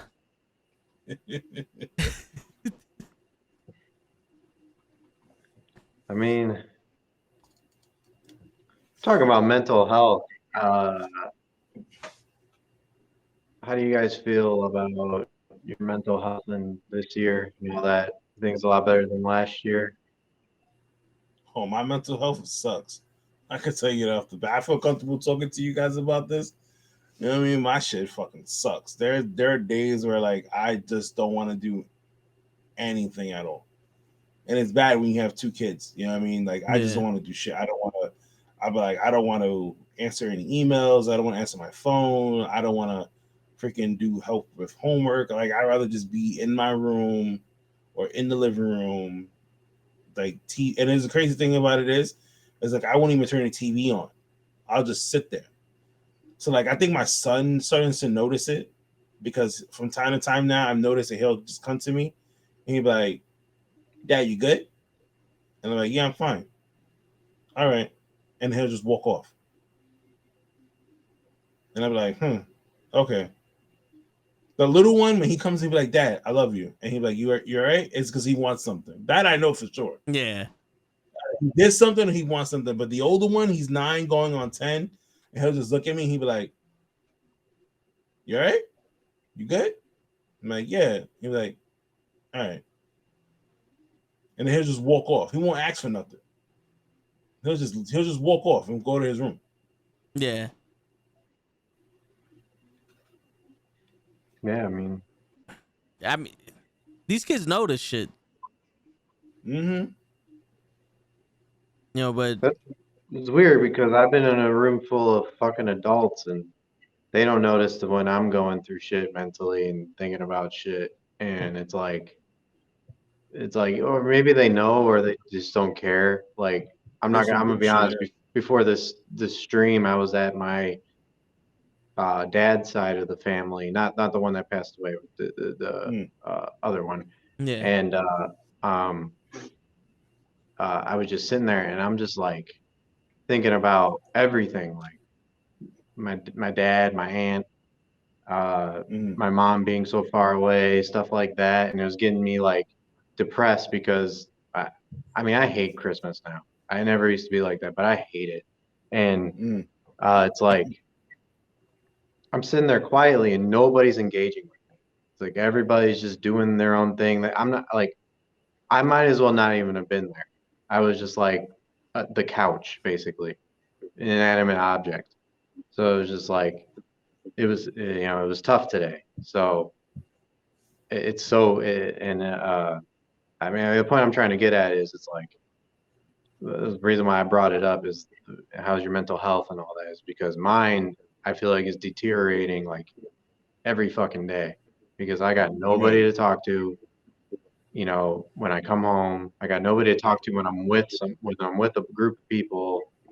I got no like I could be in a relationship if I wanted to, and I know that's kind Mm. of whatever, but it's just I don't feel like I'm in the great mental state, and Right. plus I don't even want to be in one because that right there is that takes a lot of mental toll out of you. I was in one not too long ago where I was with this girl and I thought like this was it. This is the girl I was going to be with for the rest of my life. And uh, she did a complete 180 and cheated on me. And all this shit was just, got into my head to the point where, I was, I know I opened up about this the last time, but like I still have suicidal ideations. Mm. And it's like, that moment in time where she did all that. I was living in Ohio at the time, Right. and she was in Columbus and I was in Cincinnati. And there's this bridge that you go to when you're crossing between Cincinnati and Columbus. And I stopped my car one time and put on the hazard lights, which I don't know why I did that, but put on the hazard lights and I got out of my car and I sat down like at the edge on the edge of the fucking bridge and I was contemplating like going at it and Right. doing the thing and I uh I didn't do it, Which I'm but happy you haven't. You yeah, didn't. Yeah. but I was close to. The only thing that stopped me was a phone call from my mom, which is funny enough, asking me when am I coming home tonight, and I said, yeah, I'm gonna come home. And I got back in my car and acted like nothing happened. And Mm-hmm. I don't know, like ever since that, I just feel like I've just been in a downward slope. Nobody really knows how I'm Mm-hmm. feeling. Nobody, like I said, nobody really cares. And That's just the way it is. And this is like the only relief that I get is coming on here, talking to two people I've never met or shook hands with in real life. And I have more of a connection with you guys than the people I've known my whole life. And that's just this insane, you know, Yeah. thing to me. Nah, you'd be surprised when you finally do open up to people, like who's receptive and like who's willing to help you. They don't know how, because I'm not gonna lie to y'all. The person I was before my mom passed is a completely different person, and you know I always said is like this podcast would have probably been a lot bigger if I was that person. And most of the time I'm on autopilot. You know, like my favorite holiday was Thanksgiving, and I've noticed more and more I'm forcing myself to actually trying to appreciate Thanksgiving with the little things here and there and all that. And like I feel out of place in Christmas time, and it's almost like you don't want to be happy because the thing that you lost was what made you, like, you wanted to be happy for them. All right, so like I lost my mom, my uncle, and my grandmother within 5 years of each other, and my grandmother passed away New Year's Eve. You know what I'm saying? And that was like 6 months after my uncle passed. And when my mom passed, like I was always tight with my uncle, but when my mom passed, I was even more tight with him.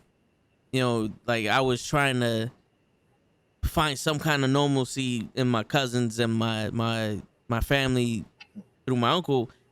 And when he passed, it was like, shit, man, all the things I'm accomplishing, like even though I still got my pops and my brother and all, but all the things I'm accomplishing is like my mom and my uncle ain't there to be proud of me, you know? And so it like I feel like a shell. And doing these podcasts, it helps me open up to be more of me, but it's still like I told Show a couple weeks ago, it's like I'm giving you 100% of what I got, but it's only 20% of who I am. You know what I'm saying? So No, I feel you. yeah. So and before the podcast, it would have been 5% of what I got. You know, because I opened up to Krills and I opened up to Show and I opened up to another coworker of mine about what I was going through. And once I opened up to them, I kind of thought they were gonna do like the normal shit when you open up to somebody and they're like, oh, well, you know, that sucks for you, and just keep it moving. But they actually was like, nah, bro, like we can only imagine what you're going through and blah blah blah, and they try to talk to you and listen to you and all that other shit. So some people will hear what you gotta say and what you're saying. I'm like, well, it sucks for you. Better you than me, is what people say. But then some people that you would least expect it would be like, yo, bro, I've been waiting for you to ask me for help. I just didn't know what help you needed. You know? Because, like, how can somebody help you when they don't know what you're going through? Granted. Yeah, you're right. Granted, there are some people that, you know, like, shortly after my mom passed, I got into a situationship with a few different women, and I was taking advantage of, you know, I'm in situations I didn't want to be in. Thank God I ain't get nobody pregnant. But, you know, like, I went through a stage where I was just like, it was almost like to get away from that pain, I went into this pain, you know what I'm saying? And I was in the wrong crowd with different people and all other shit. You know, I'm in the projects at 2:00 in the morning. Like, what the fuck am I doing here?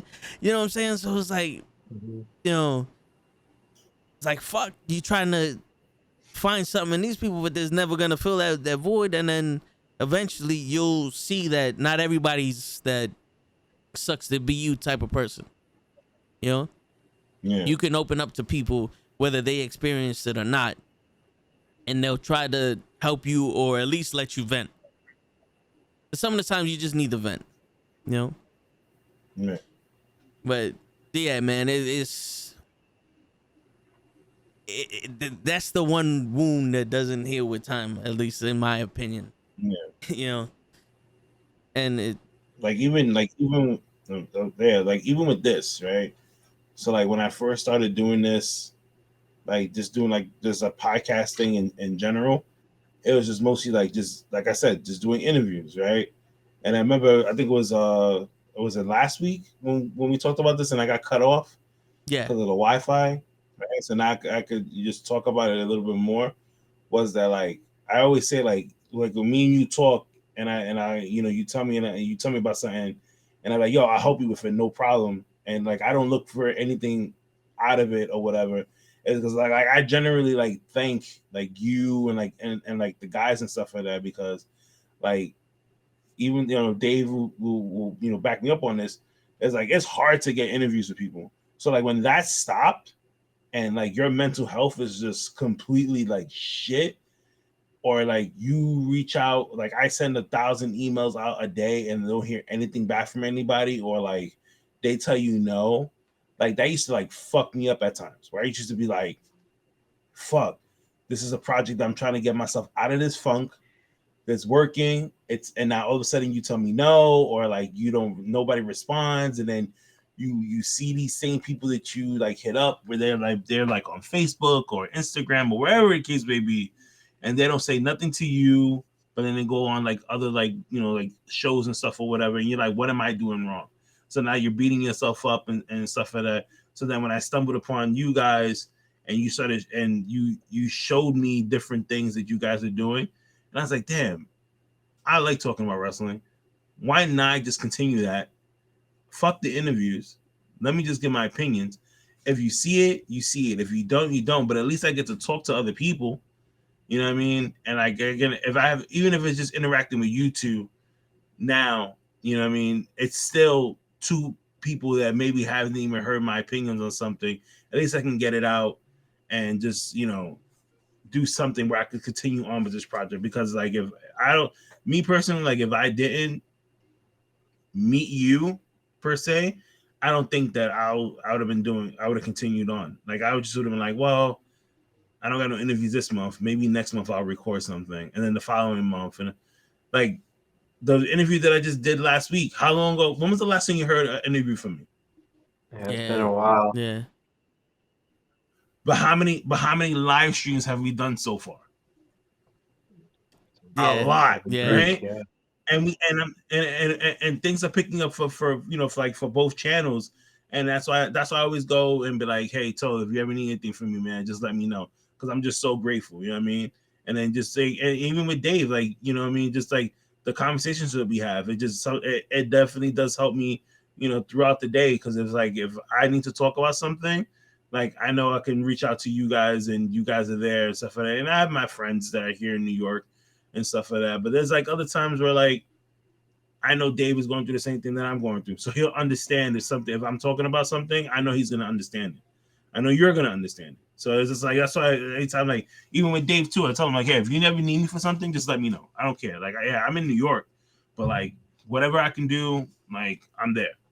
You know what I mean? Because I'm like grateful for like the friendships that I've been building so far. You know what I mean? That's why people always like, yo, you're a good guy. Like I'm only good to the people who are good to me. If you're an asshole, I just ignore you. You know what I mean? Yeah. Like Nah, I hear you. Shit, and I appreciate y'all, man. I appreciate you know, not for nothing. Y'all helped me out a lot more, a lot more than I've ever asked for. You know what I'm saying? Like Kenny over here is like, yo, I'm working on some stuff for you, Toe. Don't worry about it. I was like, all right. And then the one time that show didn't make the Toe in the show, Kenny's like, send me the link. I'll hop on while I'm at work. And it was killing me because I had no sleep and I had no idea what the fuck I'm talking about. Like, yeah, you know, I remember that. yeah, I was like, I remember that because it was like because you came, I was driving and I'm like, yo, where's show? And I remember I text you, I was at a red light. I was like, yo, where's show? He was like, I don't know. I was like, yo, I'll be at my job in like 10 minutes. Send me the link. I'm gonna hop on. And I ignored everything that I have going on for like a good hour. And I was just like, I'm here. Like, fuck it, let's go. yo, yeah, man. And I was like, yo, the first time it happened, I was good because I was just rambling on. I had, you know, my whereabouts. The second time, I was like, yo, show, where the fuck are you? I'm on 2 hours of sleep, bro. Like, I could have swore I said I don't know what the fuck I'm talking about. I don't know what to tell you about 17 times. I was like, I don't know what to tell you, bro. I don't know what to tell you, bro. I don't know what to tell you, bro. Like I was talking to I don't know Big what to Food. tell Like, you, bro. yeah, yeah. It's like Big Food's asking me questions. Like, yo, bro, I don't know what to tell you, bro. I don't know what to tell you, bro. All I know is I don't know what to tell you, bro. So, yeah, I'm like, my bad. But yeah, man. And then and then seeing you guys getting interviews, like I'm happy for y'all. Like legitimately, I'm like, yo, my man, I'm happy. Like I'm proud of you, pro wrestler. Like David, I'm proud of you because you're getting interviews, and I'm like, yo, I know it's not easy. And you're getting interviews, and then I watch the interviews, and there's some good shit going on. Like the first time I looked up Kenny's the call up when Gigi told me about it, it was the dude that does the big the New Day's uniform, the wrestling Oh, gear. you talk about John Davenport. Yeah, yeah. And he's talking about this shit, and I'm like, yo, I never like looked at the outfits, and he's talking about like the Black History Month and all that shit, and I'm like, that shit's actually interesting. Then this girl don't fucking put milk in her cereal like a savage. I'm like, oh damn, like that shit caught me off guard because she said that. He was like, yo, she said, all right, so you're gonna take the bowl, you're gonna put the cereal, you're gonna take the spoon. And I'm like, all right, you're gonna get the milk, right? And she's like, and then you just go to the couch and you eat it. And I was like, yo. I was like, she put no milk. I you know what? Her, My son does. I'm like, so how do you prepare cereal? And she just laid it all out there. And I guess that's just some things her and her husband do now. They just eat cereal dry. That's crazy. I'm like, I can't do that. I'm like, what's the point of the spoon? Because the spoon holds the milk and the cereal. And when you put it in your mouth, it's a good combination. And it's like when you have Cap'n Crunch, that shit cuts the roof of your mouth. That milk like at least the coldness soothes down the fucking cuts. And it's like, it's a lot better. I don't know how she does it. My son does that. He doesn't like milk in his cereal, but he won't use a spoon. He'll just we buy him the cups. Yeah. That has the cereal. So he'll just munch on that while he's in school or whatever. Or he's in the house, he'll grab a cup and just go to his room and civilized and eat that. But that's she said, fine. I grabbed the spoon. She said, I grabbed the spoon. I'm like, yo, just grab it with your hands. Like, ain't no need for a spoon. See, if you put it in a cup, it's a snack. Beautiful. If you're eating it from a bowl with a spoon, that's a meal. And you're going to have to eat the meal properly. You know what I'm saying? You're missing the most important step. It's just one more step. Yeah. It's like, what's wrong with milk? Like, I know I'm weird because I don't drink the milk after I finish eating the cereal. Me neither. Yeah, I don't. Right. But it's like, come on, man. Like but the crazy shit about it was when she said the way her husband eats cereal. He does the whole bowl thing too, but he don't put the milk in it. He makes chocolate milk. Yeah, he makes chocolate milk and drinks it, and he'll eat the cereal. Say, why don't you just don't put the chocolate milk in the cereal? Yeah, but I don't know. That was a good interview. Yeah. Like I don't know. Like I wish I could chime into her and be like, hey, I don't know, but this is a Spanish thing. But when I was growing up, and my grandfather, what he used to do was he used to take coffee, right? And he wouldn't put no sugar in the coffee. He'll just take, milk, coffee, put it together, make sure it's light, and then he'll put cereal in the bowl and then take the coffee and dump it in the cereal and eat it like that because he won't use the sugar because there was already sugar in the cereal already. Oh. Dave is looking at me like that's weird, but I've tried it though. It actually tastes good because the cereal gives the coffee sugar, so it gives it that sweetness. So you basically don't really taste too. So it kind of like the coffee and the sugar of the cereal balances it out. That it just makes a really good meal. Okay. I mean, I never heard of that. So I don't know. Maybe it's his thing. Yeah. And I just adapted to it, and I was just like, okay, just like he really loved Chinese food, so he could eat Chinese food like every single day. And I think that's why I love Chinese food. Like I could eat that shit morning, noon, and night and not get tired of it. My wife looks at me like I'm freaking crazy. She be like, "How can you eat Chinese food every single day and not get tired of it?" I was like, "I have no idea. I grew up that way." Yeah, like I can eat Chinese food every single day. Also, like the original spot from where I used to live, every single day. This new spot, it's like majority of the week we get it. And it's like it's all right. But if it's good Chinese food, yeah, every single day I can eat it. I could definitely eat that. The chicken wings, the ribs, the rib tips, the boneless, the General Chow's, anything. I can eat that every day, but not the fake shit. I'm a big Mexican food guy. I can eat that every day. Not Chinese. I'm really selective with Chinese. It's either sweet and sour chicken or nothing else. Mm. Well, it's weird because I think like Chinese and pizza are made different in New York than anywhere else. They must put. I was gonna say they must do something different. Well, remember our stray cats are healthy. You know what I'm saying? So the chicken wings, they're thick. Okay. You know, in any other part of the country, I don't think the stray cats are that healthy. You know, they. Because I know for pizza, I know they said it's the water, the New York City water that they use for the dough and stuff like that. Oh. That's what gives it like that flavor. Because there's a guy. He even said it too that he left New York and went to Florida, and I think he's either in Orlando or Tampa, one of the two, and he has water shipped in from New York to Florida for him to make his food in the restaurant in Florida. Like there's somebody here in New York City that their job is to fill up tanks of water and have it sent to Florida. From the tap. Costly. Yes, from the tap. Wow. Bro, like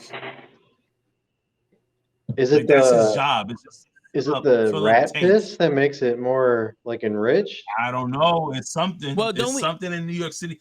Don't they put I don't want to say iodine, but some shit for our teeth in the water? Because it's supposed to fluoride? Fluoride. Because I think the fluoride is supposed to like stop the corrosion of the pipes or some bullshit like that. I don't know. But all I know is that that's exactly what the guy does, and that's the dude's job. And I said, damn, I kind of want that job because I don't know how much it paid, but shit. If all I gotta do is fill up buckets of fucking water all day, might as well. Right? You get a pickup truck, get those gallon shits of water, fill up like 12 of them shit, like 13 of them shits every week. Just drive down to Florida, you know, drop them off. Go to Miami real quick. I will take you guys to a good pizza joint if you guys ever come up back to Chicago. It's called Vito and Nick's, and it is the best fucking pizza you'll ever have in your life. And it's square pizza, not the triangle stuff you guys do. And over here we call them Sicilians. Sicilians, yeah. Oh, really? Yeah. But they're thick. Now, though. Is it flat or is it puffed out? Oh, they're puffed out. Yeah, no, this one's just Sicilian. Like, yeah. So we have a Sicilian. Those are called Sicilians here. Or but Vito and Nick's. Okay. But I've had the deep dish. I had deep dish from Chicago. Where'd you have it at? What's the go-to place that starts with a G? Yeah, Giordano's. There you go, that one. Yeah. I went the first time I went to Chicago, I went to go run the marathon. So everybody kept telling me, yo, before you leave Chicago, you got to get the deep dish. So I was like, okay. So I got it as a meal, a carb meal to last me, for like the next day. So like I only ate like maybe like 2 slices of it because I was like, I can't finish this. Like my wife was just like, well, I'm not eating this. I'm like not that big of a fan of pizza like that. So she was like, fuck. So I literally was just like, yo, what I'm gonna do with this stuff? Like, I ended up putting it there. Luckily we had like a little fridge and I put it in there and I ate it the next day, like once I came back from the marathon. But was it good though? Oh. Yeah, it was all right. I mean, it's not like something that I would eat all the time, but maybe like once in a blue moon or whatever. I'll be like, hey, fuck it, let's go get a pie, and I'll get a deep dish, but I won't eat it by myself. It used to be like an exclusive thing, like Giordano's. It used to be like a place just located on Navy Pier that you would take somebody if you felt like you wanted to be bougie and get a deep dish pizza. But now it's like, I mean, it's fucking everywhere now. They're Mm-hmm. so commercialized, like you're not gonna get the same Giordano's pizza that you would at the original place. Yeah. You know what I The mean? original place is packed. Yeah. Yep. But man, Giordano's is good, but it's like it's too commercialized now for my taste. So if there's another place, I'll go check it out. And Vito and Nick's is pretty good. So if you're ever in town again, let's go to Vito and Nick's. Let's go Well, watch a baseball game. I'm coming in September, so Yeah, around me, I don't know how familiar you are with the Bronx, Kenny, but you know Pelham Parkway. yeah, Yeah. I had my first apartment around there. Yeah, so you know about John and Joe's, right? Yes. That was one of the best pizza spots around here, but there's so many. Like, there was one around the block from where I used to live that the slices were like this big, like they were giant slices, and they were like, that was the first time I ever paid $2.50 for a slice. I was like, oh, it's worth it. Now they're like $3 something. I'm like, you're bugging, but because back in my day, a slice of pizza was $1.50, $1.25, and you got 2 slices with a soda for $3. Now it's like a full-on meal. Like, you either get a large number one or a slice of pizza. You know what I'm saying? So I grew up in the Bronx, right? So in New York, like, you know, because Dave's in Chicago. So when you come to New York, we have the 5 boroughs, right? So like, I grew up in the Bronx my whole life, right? All the way until I met my wife. She stayed in the Bronx, living with me for like a good while until we found a place in Brooklyn. So I remember the first night we moved to Brooklyn, I said, yo, I'm hungry. My older son, he was hungry. So I said, what do you want? He goes, Dad, can you buy pizza? So I was like, all right, because he said he loves pizza. So I said, all right, cool. There was a pizza spot down the street from my house, which is closed now, thank God, because they were expensive as shit for like no reason. And mind you, so this is Williamsburg, right? So you already know it's extra expensive. Yeah. I go in there and I say, hey, can I get a pie? And the guy goes, I go, yeah. I said, let me get a pie. He goes, okay, no problem. He goes, $16. I said, okay, that's not bad, $16 or whatever. I'm like, all right, what you normally pay in the Bronx, like $16. If you add the toppings or whatever, it costs more. If you add extra shit. How recent was this? Oh, this is about maybe like 6 years ago, something like that. Okay, yeah. Because my kids are much older now. From that time, the little one, he wasn't even walking or talking at the time. You know what I mean? So I kid you not, this is how they gave me the box. Pretend this is the size of the box. I said, damn, this box looks kind of small, right? Bro, the pizza inside the box was like this. When I opened it, I said, what the fuck is this? Just like that. And my son looked at it and was like, Dad, but where's the pizza? I said, no, this is it. This shit looked like a personal. He bit into the pizza and did not like it. He was like, Dad, I don't want this. I said, y'all spent $16 on this. Somebody's gonna eat this. My wife, like, she ate a little bit, and she's like, nah, this is not my. She's like, I don't like the way they made this. And I was like, I think it was something with the sauce and the cheese or whatever. Like, and then kind of find out, you know, as we got more familiarized with the neighborhood, it was like, oh, that's more of like the hipster pizza place. They're more like, you know, plant-based vegan, those other nonsense. I was like, yo, but they had sausage and pepperoni on the fucking menu. Like, they got wings on this place. They was like, yeah, I I wouldn't buy from them. And then maybe like a year later, they closed. Nah, son. But we found a really now because we've been living there so long. Like we found a really good like Italian original. This is like run by like a family that like from like Italy. They like migrated down here and they live in Brooklyn and stuff like that. And like they make like the best pizza. It's a little expensive, but it's worth it though. Like it's worth the money. And my son loves their pizza. Like my son knows the owner of the fucking pizza place. That's how much he loves that place. That the owner of the restaurant, because they seen his name pop up on the screen when we ordered food, he brought the food himself and told my son, "Hey, we're gonna be closed for 2 weeks because we're going on vacation." And my son was sad. He was just like, "Well, when we come back, we'll make sure you're the first order." Damn. I was like, "Yo, how do you?" I told my son, "I was like, how do you get connections like this? You're only 9." He's like, "The pizza place loves me." I was like, "Yeah, because we fucking spent so much money in that spot." Word. You went on vacation because of them? Like, you know what I mean? Shit, we probably paid for a fucking plane ticket, man. Hell shit. Yeah. It's like, shit, you have no idea what this meant to me to bring my entire family to Italy because you order so much pizza. Shit. Yeah, if I leave it to my son, he'll order pizza every day. My brother was like that. Cause I remember when we was younger, I was always the chunky kid.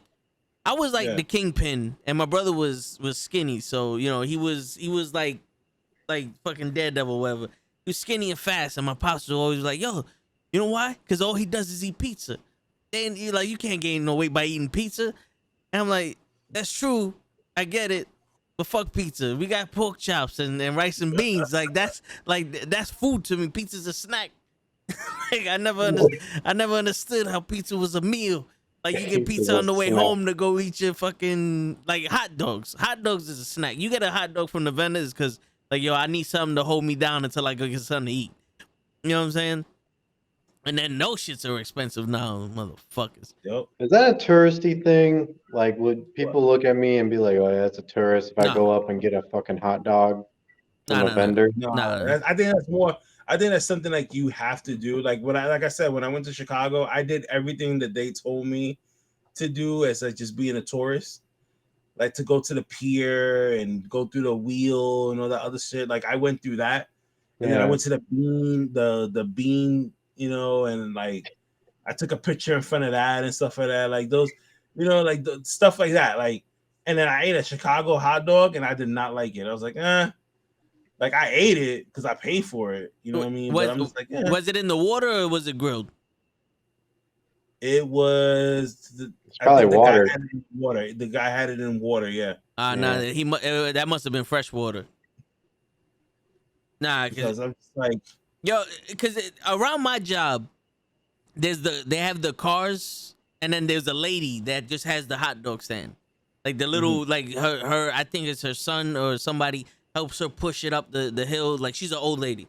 And I went to the car one time that, where you get the bacon, egg, and cheese. And I was like, "Yo, let me get a hot dog." And my man slit that shit down the middle and put it on that little grill. And instantly in my head, I was like, "All right, this is going to be the worst hot dog I've ever had in my life." And I put the ketchup on it and I bit into it. And you know how the oil from the hot dog, when you bite into it, it's like it tastes good? Yeah. When that oil gets fried and it's on the middle part of the hot dog, it's the worst shit I've ever tasted. And then you go to the old lady, and all she just pokes it out of the water, puts it in there, and it's the best hot dog you ever tasted. It's like, yo, that's I wouldn't say a tourist thing because you got to know where to go to get a good hot dog in some of these places. So, but yeah, I would, if you're gonna get a hot dog, go get something to eat afterwards because that shit ain't gonna fill you up. Like if you come to New York, right, and you're in the city, for me, the best spot to get a hot dog is the guy that stands on the corner of Madison Square Garden, like across the street from like they used to be the Models. Like that guy right there, I don't know what the fuck he does to this hot dog, like how he's preparing this thing, but it's like the best hot dog I've ever had in my life in New York City. Like he's on point, and I think that's why he's always there. If somebody tried to fight him for that spot, and he fought them, like he was about to stab the guy in the chest. Like I remember this because it was caught on video. Oh shit! Right, and he almost got locked up, but they end up, but he claimed self defense. So, and then the video shows that like the guy just kept coming at him, so that's why he pulled up the knife. But anyway, but he's one of like the best guys you can go to like get a hot dog from if you're in the city. So my suggestion, whenever you come to New York City, I mean, obviously, you know, one of us will come pick you up. I mean, he's not gonna leave you in the city like that. Yeah. But I would take you to Madison Square Garden, and we have a hot dog over there. That'd be awesome. Yo, I try not to be in the city too often, like Times Square and all that. To me, that's an amusement park. There's too many people. I don't like being touched. Like I went there for orientation one time, and I'm walking down the block, and there's like 1,500 people on that fucking block. I'm like, yo, like it's like the movies. Like I'm like doing all this shit, and I'm like that close from just grabbing somebody by the throat and walking with them, just to let people know I'm not fucking around. Like I just want to walk down the street without somebody touching me, like type shit. You know what I'm saying? That's why I try to stay out of the city. I don't like the amusement park of the. Well, I've done that. I've literally tapped people and tell them, yo, can you move out of the way? Oh, I say excuse me once, and that's for the whole day. It's like if the first like excuse me, if they don't move, every single one of these motherfuckers push, boom, boom, boom, get the fuck out the way, man. You give them the shoulder. Yeah. It's like you'll find some of the rudest motherfuckers in the world here. Oh, we got plenty of those people here too. Nah, yeah. I can imagine. What's crazy about it is I love Chicago. Everybody that I met that came from Chicago was so nice. They made me feel at home. So now Dave's like, nah, they're a bunch of assholes. It makes me scared now because I'm like, damn, man, they lied to me. Well, you know what it is? Because they don't have to worry about getting shot anymore. You know, I heard some shit about Chicago. It makes the Bronx look like, you know, like we soft. They don't call it Chirac for nothing over here. What I want to see is Chinatown again in Chicago. Dude, there was just a shooting there like 2 weeks ago. Holy shit. There was. It was a 14-year-old kid. Crazy. Man. You're not safe anywhere. That's true. That's why I don't watch the news. There was one time I woke up and my pops was watching the news. It's like another 3 dead in the Bronx, the shooting or whatever. And I'm like, damn, son, like the only thing we got from the Bronx on this fucking Channel 7 news is someone's dying. Like someone killed somebody. Like no one learned how to read today. Like, there's nothing special. Like a kid in the Bronx, you know, did a hand painting of a turkey for Thanksgiving. Nope. But as it happened, 2 people got shot. Yeah. I remember one time up the block from me watching the news, like the Bronx 12 shit, News 12 the Bronx, watching that shit, and it was literally up the block from me. Some dude chopped off another dude's head with a samurai sword. And I remember that because it was up the block. So the story was this girl was at a laundromat with the dude she was cheating on her boyfriend with, and the dude caught him and said, "I'll be right back." And the dumbass motherfucker waited for him, and he came back with a samurai sword, chopped this fucking head off. Let me tell you something. If I'm with a girl and her boyfriend show up, he's like, "Yo, I'll be back." I'm like, "Listen, it was really nice knowing you. I'm out." Nah, I don't know what he's gonna come back with. I'd have been like, "Yo, listen, he coming back for you. I'll hit you up later. Call me if you survive this, and then I'll be out. Like, I'm gonna check your Instagram later. Make sure you're all right. Yo, if a dude says I'll be back, it's because he has a gun in the trunk or he's going to get one. You be back to who? I'm not gonna be here when you come back. Listen, nah. You gonna have to chase his ass down and fuck him up there, or when he leave, you leave. Then hit up Shorty, be like, all right, yo, did he calm down? Matter of fact, fuck him, yo. Let's go over to someplace he ain't never been before. Let's go to Brooklyn. Let's get this pizza that Kenny be talking about all the time. Yeah, I'm gonna go into the pizzeria and be like, yo, you know Kenny's son? Yeah, I'm good friends with Kenny. Let me get a discount. Like, oh, we got you, little man. I'm like, the fuck? Shit. Like, you got the juice. Word. But yo, it's crazy because, man, growing up, it used to be like that. We had a pizzeria around the corner from us. It was Flo's. That was the name of it. And my mom and my pops knew the woman who ran it, and she always had this thing: if you was a student, you get a free drink with your pizza. And they had the Italian ices, and they always had the bubblegum icy in there we used to love, or the chocolate icy. And you know, it was that was a thing. If I walked in there, everyone in there know who I was. Like, hey, yo, blah, blah, blah. Like, let me get a slice and this and that. And it was like family shit. Now you walk into the store and you'll be lucky if the dude who's behind the counter says hi to you. I don't know if it's like that for you, Kenny, but like there be times I'll be like, hey, how you doing? And be like, like, I don't know what that means, but now the guy at the corner store, he knows my kids very well now, so he kind of like, hey, buddy, how are you? Like, I'm good. And then we have a really good like sandwich spot, and I barely go in there, but the guy remembers everybody because he lives in the neighborhood. It's called Anthony's and Sons. Okay.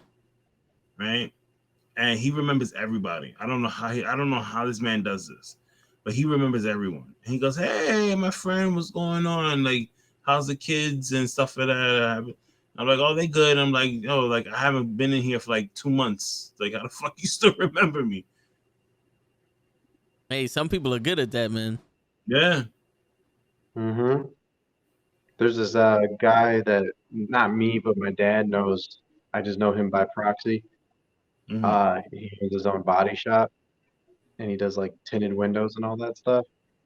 He hadn't seen him in like 2 years, and we walked in there the other day so he can get some boat seats fixed. And he's like, oh, it's like, holy shit, you know. It's like, you remember me? He's like, yeah, I remember you.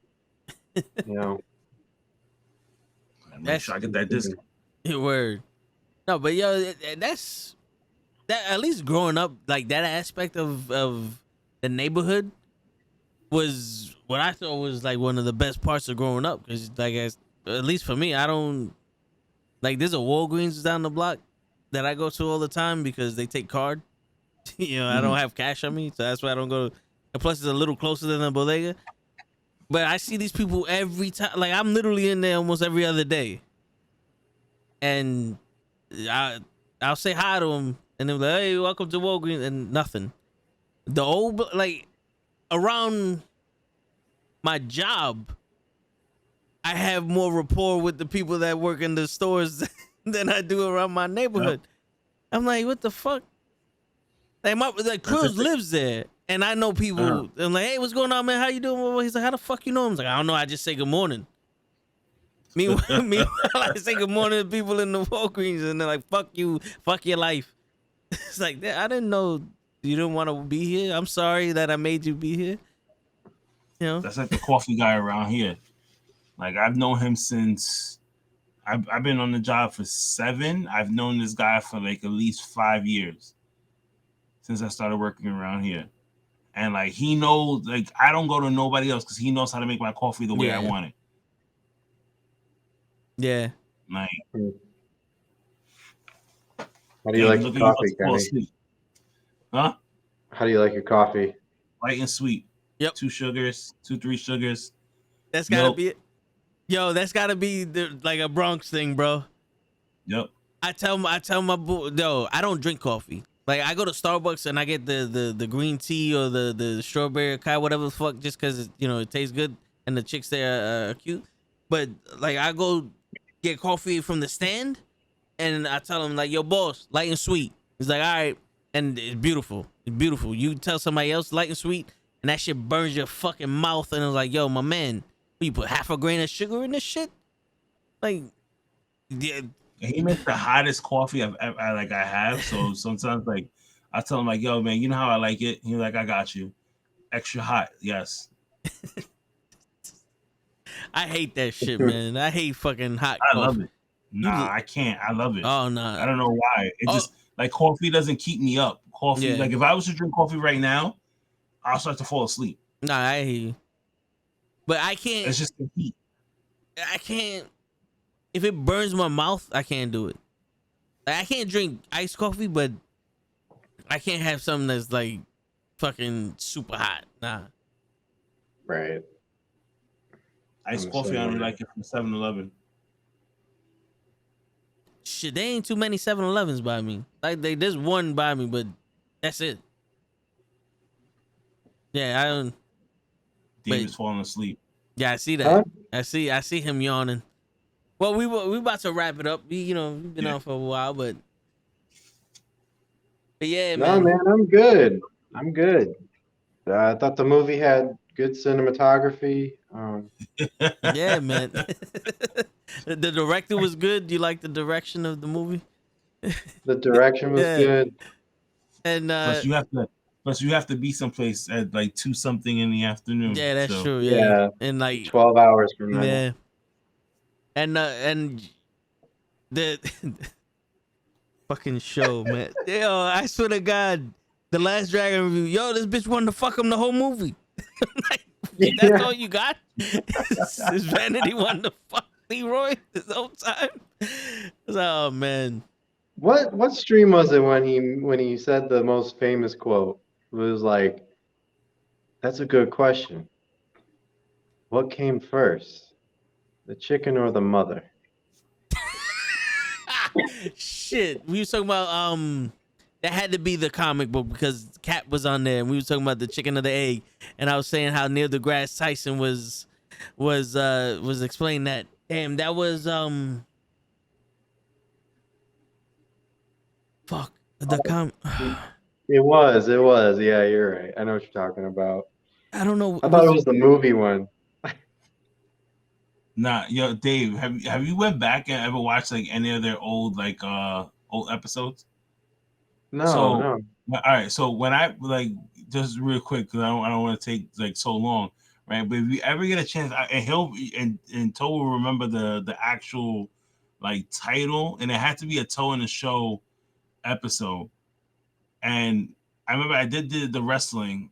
I saw the wrestling one, and I said, "Damn, they have other shows." I mean, and I checked out the Toe in the Show one, and he talked about his cell phone. He was trying to buy a cell phone, right? And I went back to listening to that. Yo, I've never spent because before, like now he does the format where he ends it at midnight, right? So you see, like all the shows end at midnight, even Toe in the Show. Sometimes, unless they really in depth about something, that they'll go past midnight. But before he used to do like 4-hour shows. I'm like, what the fuck are they talking about for 4 hours? So I just clicked on one, and it just so happens to be the one that I always make fun of, right? Is Toe trying to buy his cell phone, and them telling him due to New York State law, he cannot buy the cell phone. Yo, I spent 4 hours, 4 hours of my life. But it was the best 4 hours that I gave this man of my life to hear him have a whole conversation. And not only did he go in depth about the whole cell phone thing, right? He calls customer service while he's doing the show, right? Texting them, trying to purchase a phone from somebody else, and them telling, and it almost went through. And the girl goes, "Oh, there's an issue due to New York State." I said, "Holy shit!" I said, "Yo, this nigga can't buy his cell phone." Yeah. Yo, when I looked and the show was over, I said, "Yo, this shit was 4 hours." I was like, "Holy shit!" That's what I told him because he was just like, "Oh, maybe we should shorten the shows," and I was like, "No, don't do it." I was like, "That was the best 4 hours I spent the entire week." No, yeah, bro. That was hilarious because you gotta go back and you just gotta like one day if you're bored, even if you don't have to sit there and like watch it, but just let it play in the background. You'll stop yourself in your house and you'll be like, "Wait, what the fuck did he just say?" And you'll want to go back and be like, "Wait a minute, no, what is going on here?" Because sometimes I'm looking for that specific episode. Yeah, I cut it out of the stream and it made like just that part an episode. The thumbnail has Sprint on it. Oh. But yeah, man, yo, dude, I remember that because that morning at work, I was on the chat with Sprint, and they're like, "No, you can't buy it because of this, and this." And I was like, "This bitch didn't know what she's talking about," because like I'm already past the thing. Like it's giving me an option to buy and for some blah blah blah. And yo, if I went on Sprint right now, I could show you. It says purchase the cell phone in full or continue the lease. And I'm like, well, T-Mobile's about to turn off the 3G, so I can't, like, it'd be pointless to buy the cell phone because I wouldn't have service for it. So, due to state law, I can't buy it now. You know? But yeah, man, yo, dude, and Lay was there. Lay was like witnessing this whole thing live, and he's like, "What the fuck?" I'm in the chat, and I think her name was Jessica. We was talking to. Yeah, it was. That was magic. Like one of that. And that's how I was like, yo, I gotta continue watching other shows that they do because that shit was funny. I was like, well, I don't know what the hell's going on. I was sitting there, and my wife was just like, "Are you still watching this?" It's like, yo, this shit is funny as hell. She's like, "Well, I'm going to bed." Like, all right, good night. And I just stood in my living room listening to this. Did you rewatch the whole thing, Christmas Feast? No, I didn't get to rewatch that one yet. Usually I watch it at work. I gotta watch that myself. Yo, the funniest thing ever. I edited it because I thought it was so great. Was the fucking moving of the fucking thumbnail? Yeah. Do you remember when like Show just died laughing? Yep. Kenny? Oh no, I don't think I was there for that part. Yeah, Kenny wasn't there for that. No. Oh, you gotta see that. I think it was Kenny who was doing it. Like every time Kenny would come in and out, I think he was trying to connect, and it was like the last time, you know, like I think you probably must have gave up. Somebody was coming in and out of the Discord, and every time someone came in and out of the Discord, it would move. Oh, everybody's that was me. camera. So I had to switch the fucking thing because I was blocking my screen because I was showing my screen on Discord. But I didn't want to show my screen on the stream, so I had to block it. And every time somebody came in and out, it moved. So I moved it, and it was like, fuck. It was like, and I just finished the problems with the fucking OBS Ninja, and I'm like flustered at just kind of like moving, and yo. Show sees this and he knows exactly what I'm thinking, why I hate Discord, and like he knew exactly what was happening in my brain, and he just started dying, and that's why I started dying with him. So it was like, this nigga, he knows, we know what's going on. You gotta rewatch that though, Kenny. It was funny as fuck. Yeah, it was funny. I gotta sit there and watch that. That made, I gotta say, like it was cool to hang out with everybody and talk, but that made the whole fucking night. Like all the frustration with me trying to get in for like a whole fucking hour and a half, and my audio, which is still a problem apparently. But man, it's not a problem now because I figured out that because I have a mixer, so if I turn off the system volume in my headphones and in the stream, I only hear you once now, so we good. We're good. Yeah. We did it. we fixed it. Fuck yeah.